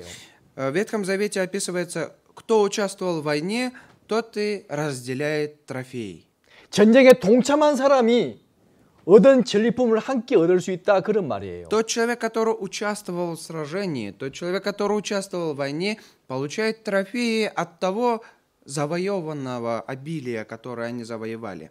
주님과 동행한 사람에게 함께 일한 사람에게 하나님은 그 사람을 축복해 주시는 겁니다. Здесь обозначает то, что Господь будет давать благодать свою тому человеку, который находится вместе с ним в работе. 이 세상에서도 영원한 천국에서도 Точно так 상을 же 주시는 겁니다. и в этом мире дает благодать, дары, и также будет давать благодать и на небесах. 그리고 동행하는 사람을 하나님이 그 사람 아주 귀하게 여기십니다. И Бог оценит человека и делает действительно особенной собственностью его.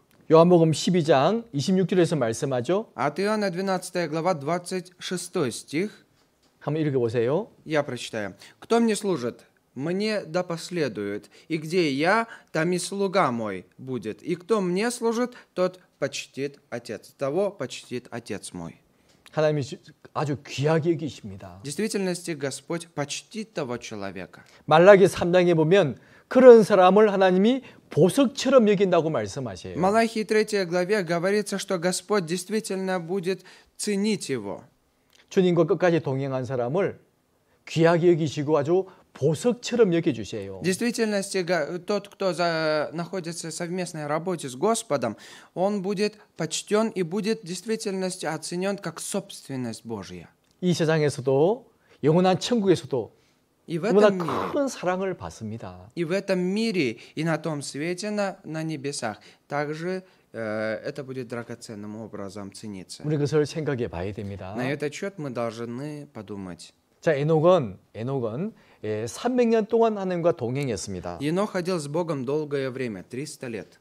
그리고 하나님을 기쁘시게 하는 자라는 증거를 얻었죠. И действительно он получил свидетельство, что угодил Богу. 그래서 우리도 주님 오시는 그날까지 И 끝까지 함께 해야 됩니다. точно так же мы до того дня, до пришествия Господа в этот мир, должны быть вместе с Ним. 교회와 함께하고 Должны быть вместе с Церковью, 말씀과 함께 해야 됩니다. должны быть вместе со Словом Божьим. 죄를 버리고 정결한 삶을 Отбрасывать, 살아야 돼요. отбрасывать все свои грехи, отделяться. 그리고 이 에녹은 300년간 하나님과 동행하면서 아주 중요한 일을 했어요. И Енох ходил с Богом 300 лет совместной жизни и выполнял Божье дело. 그 내용이 유다서에 기록이 되어 있습니다. об этом деле записано в Иуде. 유다서 1장 14절, 15절 말씀 한번 읽어보시죠. Книга Иуды, 1 глава, 14 стих, я прочитаю. «О них пророчествовал Иенох, седьмой от Адама, говоря, «Се идет Господь со тьмами святых ангелов своих». 그 15절도 И 15 стих. «Сотворит суд над всеми и обличит всех между ними, нечестивых во всех делах, которые произвело их нечестие, и во всех жестоких словах, которые произносили на него нечестивые грешники». 에녹은 놀라웠게도 예수님의 재림을 알았습니다. Удивительно то, что Енох познал в действительности пришествие Иисуса. 주님이 다시 재림하시고 오실 때 무슨 일을 하실 것도 알았잖아요. Он познал второе пришествие Господа в этот мир и познал, что произойдет в это время. 에녹은 아주 옛날 사람입니다. Енох в действительности старинный человек. 근데 어떻게 이 모든 내용을 알고 있었을까요? Но каким образом он мог знать это все? 무려 300년 동안 동행했기 때문에 모든 걸 다 알았던 겁니다. Потому что он пребывал долгое время, 300 лет совместно с Господом, поэтому он мог знать это все. 그래서 그 시대 사람들에게 바로 앞으로 메시아가 올 것이고 메시아가 다시 재림하실 때 어떤 일이 있을 것도 말씀하셨다 그 말이에요. 말했다 그 말입니다. Об этом говорится, здесь говорится, что он людям рассказывал, что придет во втором пришествии в этот мир Господь, и также рассказывал, что произойдет в этом мире. 하나님의 심판을 경고했잖아요. Он предупреждал о суде Божьем. 그 삶이 하나님을 기쁘시게 했던 겁니다. И таким образом, такой жизнью он угодил, возрадовал Бога. 자, 우리에게 맡기신 중요한 일이 있잖아요. Есть очень важное дело, которое 바로 Господь нам повелел. 복음을 전하는 일입니다. Это дело распространения Евангелия. 자, 이보다 더 귀한 일이 있을까요? Важнее этого дела что-либо есть? 이거보다 더 중요한 일이 있을까요? Есть ли еще важнее дело, нежели это? 세상에서 가장 중요한 일이 바로 복음을 전하는 일입니다. Самое важное дело в этом мире – это только лишь проповедь Евангелия.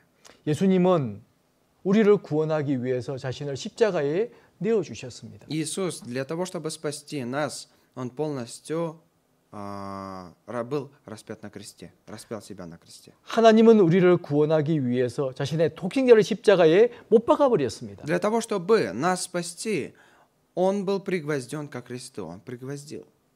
그리고 이제는 성령님이 우리와 함께 하시면서 이 귀한 복음을 전하고 있습니다. И посредством этого дела Святой Дух, пребывая вместе с нами, проповедует Евангелие. 바로 성부, 성자, 성령 이 세 분이 하신 그 일을 지금 우리가 지금 하고 있다 그 말이에요. Святой Дух, полностью пребывая вместе с нами, совершает все это дело.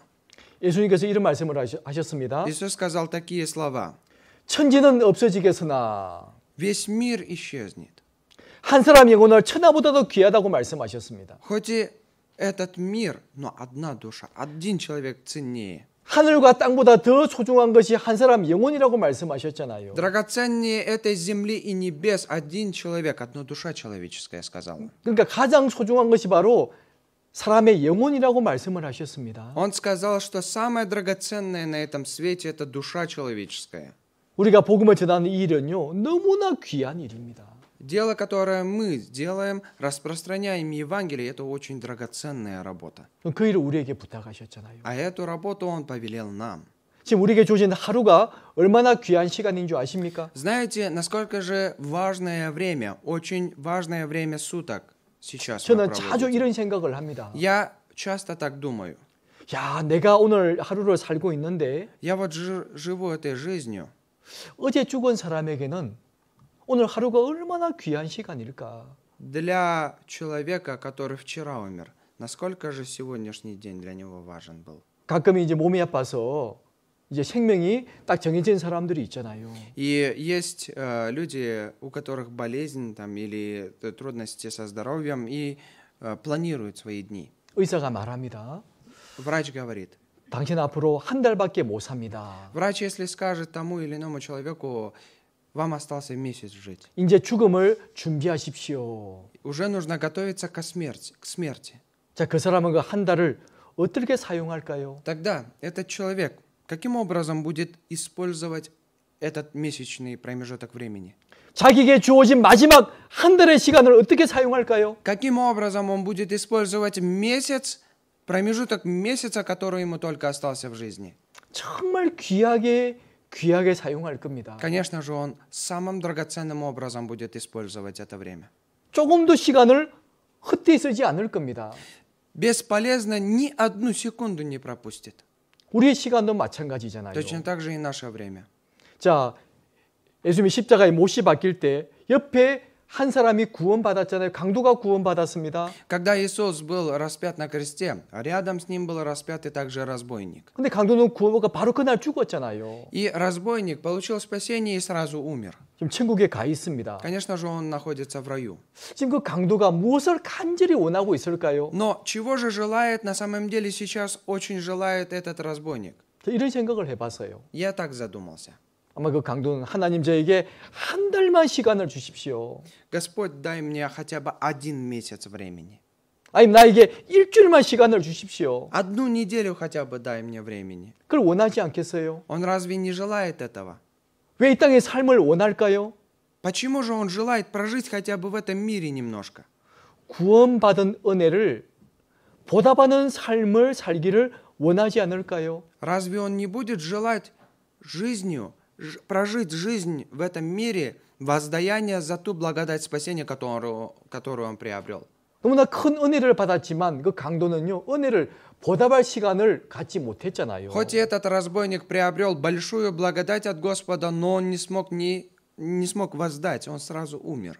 또 그 사람 주변에 얼마나 많은 사람들이 친구들이 있겠습니까? И также рядом с ним, его окружение, насколько же у него было много знакомых и друзей? 가족이 있지 않겠어요? Разве у него не было семьи? 그 가족에 복음을 전해야 될 건데 Нужно благовествовать своим семьям, Да нужно 천국에- было ему доносить это слово. 천국에 와버렸으니까 Из-за того, что он попал уже в рай, 은혜를 보답할 시간도 전도할 시간도 없잖아요. у него 없었잖아요. не было времени ни воздать за благодать, которую он приобрел, ни поблаговествовать своим семьям. 아마 정말 아쉬워할 겁니다. Конечно же, он имеет большое сожаление по этому. 근데 우리에겐 지금 시간이 주어져 있어요. Но у нас сейчас есть время. 얼마일지는 모르지만 시간이 주어져 있습니다. Не знаем, на какой промежуток времени и насколько нам будет даровано это время и возможности, но сейчас у нас есть возможность. 우리의 하루가요, 얼마나 귀한 시간인 줄 아십니까? Вы знаете, насколько же драгоценно 1 день, который мы проживаем. 그 하루를 얼마나 많은 사람들은 간절히 바랬지만 얻지 못한 시간들입니다. Насколько же это время, даже 1 день, драгоценен для тех людей, которые не смогли прожить этот день. 우리 귀한 시간들을 절대로 낭비하시면 안 됩니다.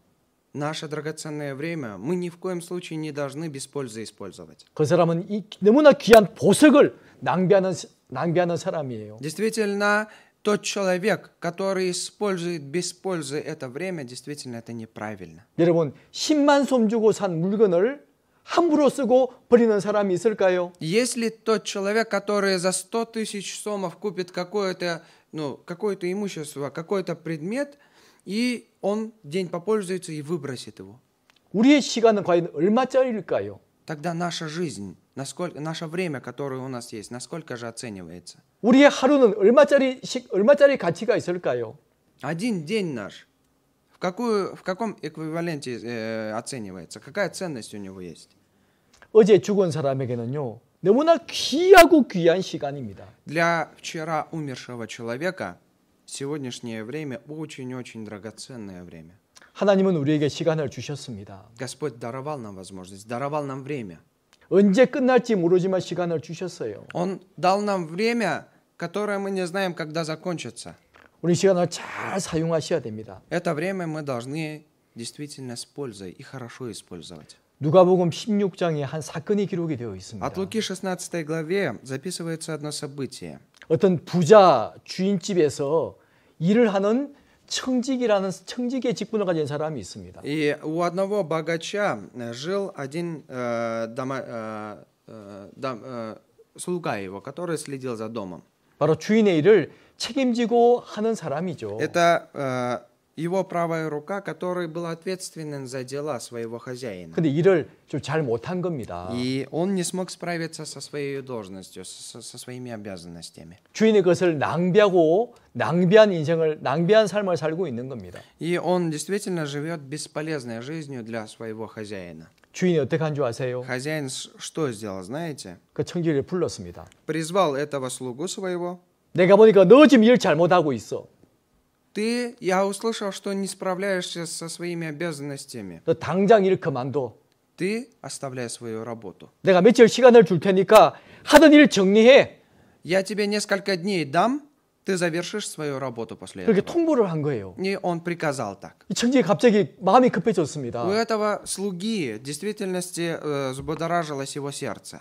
그동안 주인집에서 잘 먹고 잘 살았는데 갑자기 쫓겨나게 생겼잖아요. До этого момента он хорошо жил в доме своего хозяина, хорошо питался, и не было у него забот. Но в один момент его выгоняют оттуда. 그가 이렇게 말을 합니다. И тогда говорит такие слова. 내가 쫓겨나서 땅을 파자니까 힘도 없다. Из-за того, что меня сейчас выгоняют, я сейчас пойду на улицу, у меня не будет ничего, ни сил. 남한테 빌어먹자니까 부끄럽고. А мне стыдно попрошайничать, собирать какие-то деньги. 어떻게 하면 좋을까? Что нужно сделать? 깊이 생각을 한 거예요. Он глубоко задумался об этом. 그러다가 이렇게 하면 되겠다. И у него такая мысль пришла, вот так можно сделать. 그리고 어떤 일을 했어요. И какое дело он сделал? 근데 주인이 그걸 듣고요. Одно дело он сделал и услышал об этом хозяин его. 그 종을 칭찬해 준 겁니다. И услышав тот план, который сделал этот слуга, хозяин его похвалил. 어떤 일을 한 줄 아세요? Знаете, какое дело он сделал?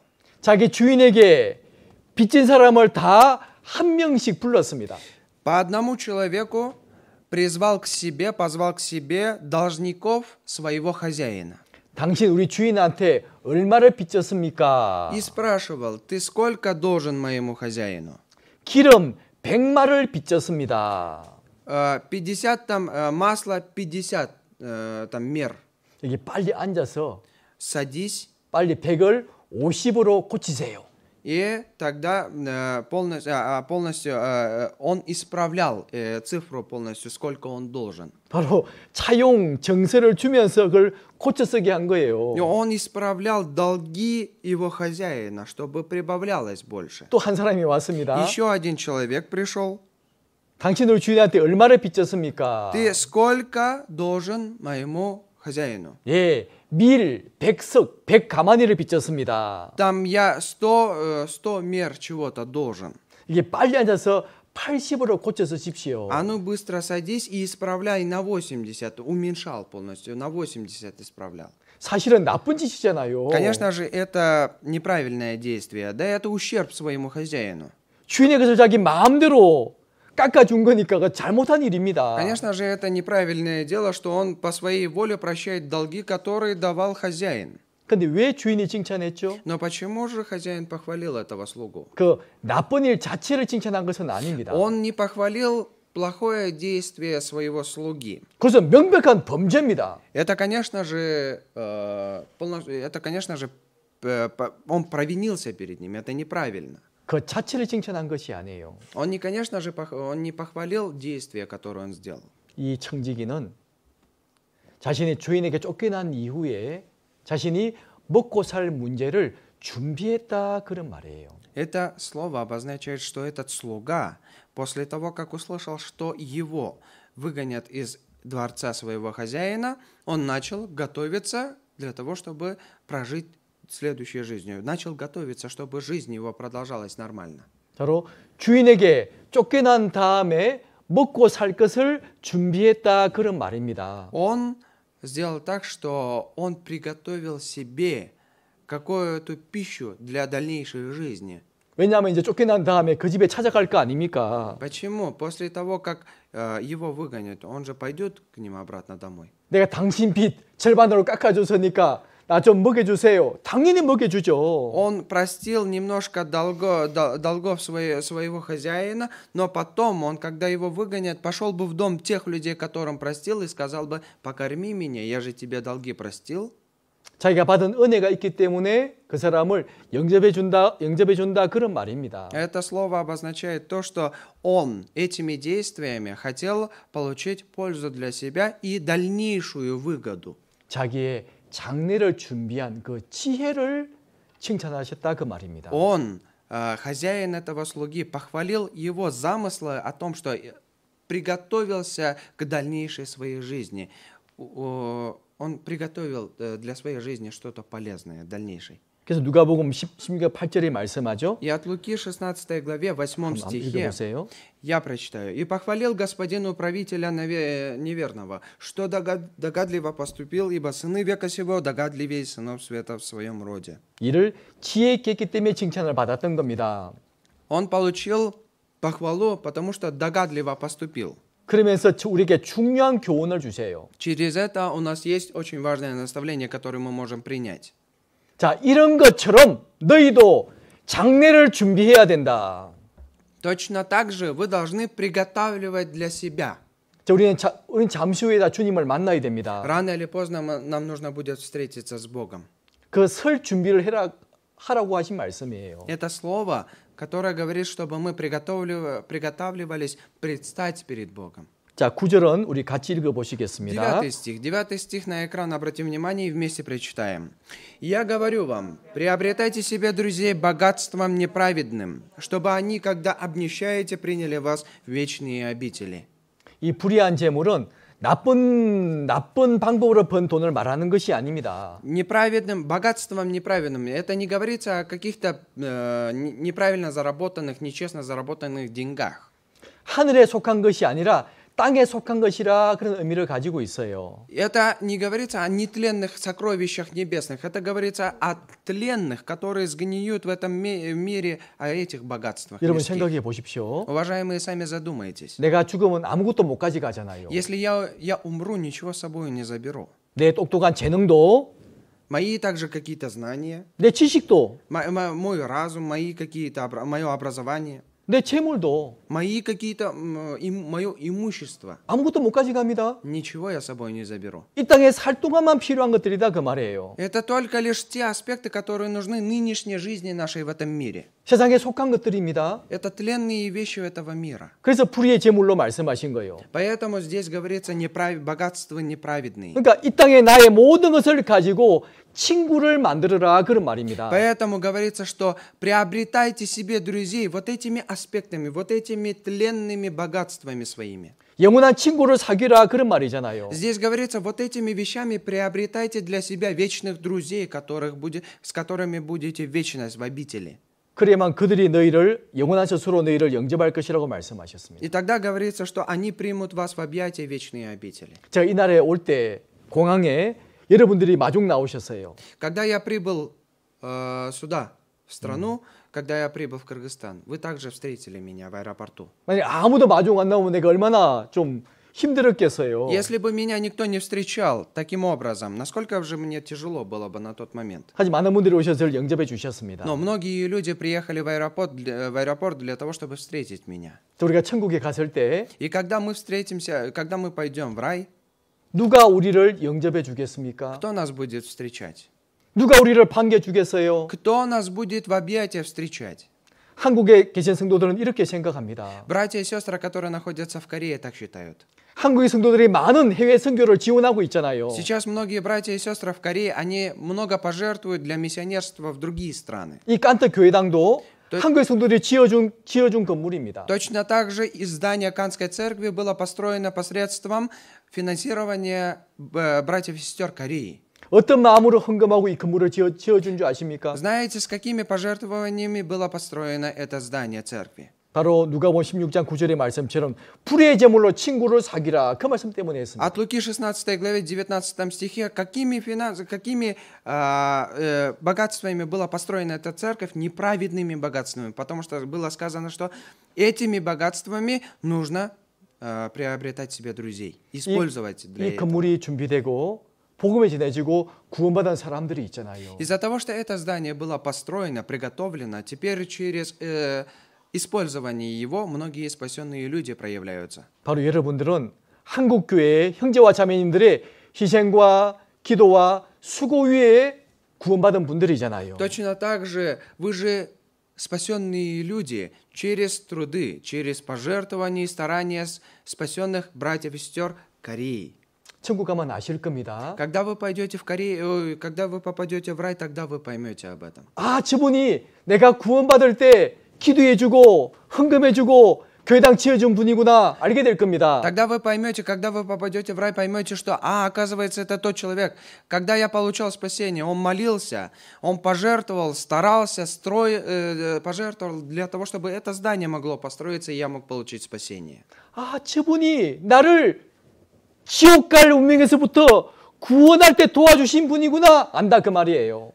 Там вы познаете, что, оказывается, этот человек, тот, который спас вас от погибели смертной ада. 아, 저분이 내 생명의 은인이구나 안다 그 말입니다. Оказывается, это мой спаситель жизни, это вы поймете. 내가 저분 때문에 구원받았구나 안다 그 Оказывается, 말입니다. оказывается, я из-за этого человека получил спасение посредством помощи этого человека. Об этом тогда познаете. 그럼 인사 안 하겠어요? Тогда вы не будете приветствовать его. 찾아가세요? 안을 겁니다. Конечно же, вы побежите к нему и обнимете его. 고맙습니다. 감사합니다. Благодарю вас, спасибо. 내가 여러분들 덕분에 제가 구원받았습니다. Уважаемые, я из-за вас получил спасение. Вы скажете. 얼마나 반갑게 맞이할까요? Насколько же вы радостным образом будете приветствовать их? 바로 우리를 영접할 분들이 있어야 됩니다. Конечно же, должны быть те люди, которые будут принимать нас такими. 여러분들이 천국에 갔을 때 바로 여러분들을 반겨줄 사람들이 있어야 돼요. Конечно же, когда вы попадете в рай, должны быть те люди, которые вас встретят с объятиями. 우리에게 주어진 모든 것을 가지고 친구를 사귀어야 됩니다. Мы этими богатствами неправедными этого мира должны приобретать для себя друзей, для того, чтобы мы могли посредством вечной обители быть с ними. 우리가 복음을 전하기 위해서 기도하고 같이 마음을 모으고 헌금해야 됩니다. Для того, чтобы мы могли евангелизировать и распространять Слово Божие, должны пожертвовать вместе, должны также стараться в этом месте. 아까워하지 않고 최선을 다해야 됩니다. Не должны жалеть, а должны делать все возможное ради этого. 우리의 수고 결코 헛되지 않습니다. Потому что все наши труды впустую не пропадут. 천국 가면 아시게 될 거예요. Когда вы попадете в рай, тогда поймете это. 이 불의한 청지기는 그걸 준비했잖아요. Потому что богатством неправедных, вот слуга, этот слуга приготовился для своей будущей жизни точно так же. 자기에게 주어진 권리를 이용해서 많은 친구를 사귀어뒀던 겁니다. Основая свою участь погибели дальнейшего, он приготовил себя через богатство неправедное, приготовил себе друзей для будущей жизни. 우리도 우리에게 주어진 모든 것을 가지고 영원한 친구들을 많이 구원받게 해야 됩니다. Точно так же мы, используя свои богатства, какие-то неправедные все эти вещи, должны покупать и приобретать для себя друзей. 왜 에녹이 하나님을 기쁘시게 하는 증거를 얻었습니까? Почему же Енох принял свидетельство о том, что он угодил Богу? 바로 하나님의 말씀을 전파했기 때문입니다. Потому что он распространял Слово Божие. 자, 우리도 그 일을 해야 됩니다. Точно так же и в этом деле мы должны также быть соучастниками. 우리 그 일을 위해서 열심히 기도하고 힘껏 헌금해야 됩니다. Ради этого дела мы должны совместно молиться и также от всех сил пожертвовать. 그래서 주님 앞에 서는 그날 많은 분들의 영접을 받는 우리가 되면 좋겠습니다. И хотелось бы, чтобы все мы стали теми людьми, которые во втором пришествии, при встрече с Господом, действительно были теми людьми, которые с радостным образом будут приветствовать друг друга. 자, 같이 기도하시겠습니다. Помолимся вместе. 저희를 사랑하시는 하나님 아버지 감사합니다. Господь, любящий наш, мы благодарим Тебя. 오늘 하나님 말씀으로 교훈 받았습니다. Мы получили сегодня наставление от слов Твоих, Господь. 오늘 에녹의 삶을 통해서 교훈 받았습니다. Мы также получили наставление через слово Еноха. 300년이라는 긴 시간 동안 하나님과 동행했던 에녹의 삶을 배웠습니다. Мы научились и размышляли о жизни Еноха, долгое время, которое он пребывал вместе с тобой, 300 лет. 우리들도 주님 오시는 그 날까지 한 사람도 믿음에서 실격자가 되지 않고 끝까지 믿음을 지키는 사람이 되도록 도와주시옵소서. Господь, помоги, чтобы до конца мы также были теми людьми, которые будут вместе с Тобою, не отклоняясь назад, идти вперед. 또 주님과 동행하는 삶을 살아가도록 도와주시옵소서. Господь, помоги, чтобы мы могли прожить достойной и совместной жизнью с Тобою. 또 에녹처럼 하나님의 은혜의 복음을 전하는 사람이 되도록 도와주시옵소서. Господь, помоги, чтобы мы стали, как этот человек Енох, чтобы мы распространяли истинное Слово Твое.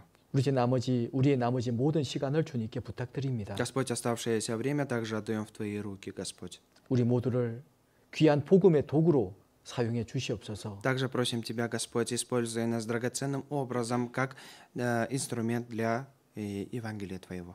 우리를 사랑하시는 예수님 이름으로 기도드립니다. Молимся именем всегда любящего нас, именем Иисуса Христа. 아멘. Аминь. 네, 수고하셨습니다. Потрудились.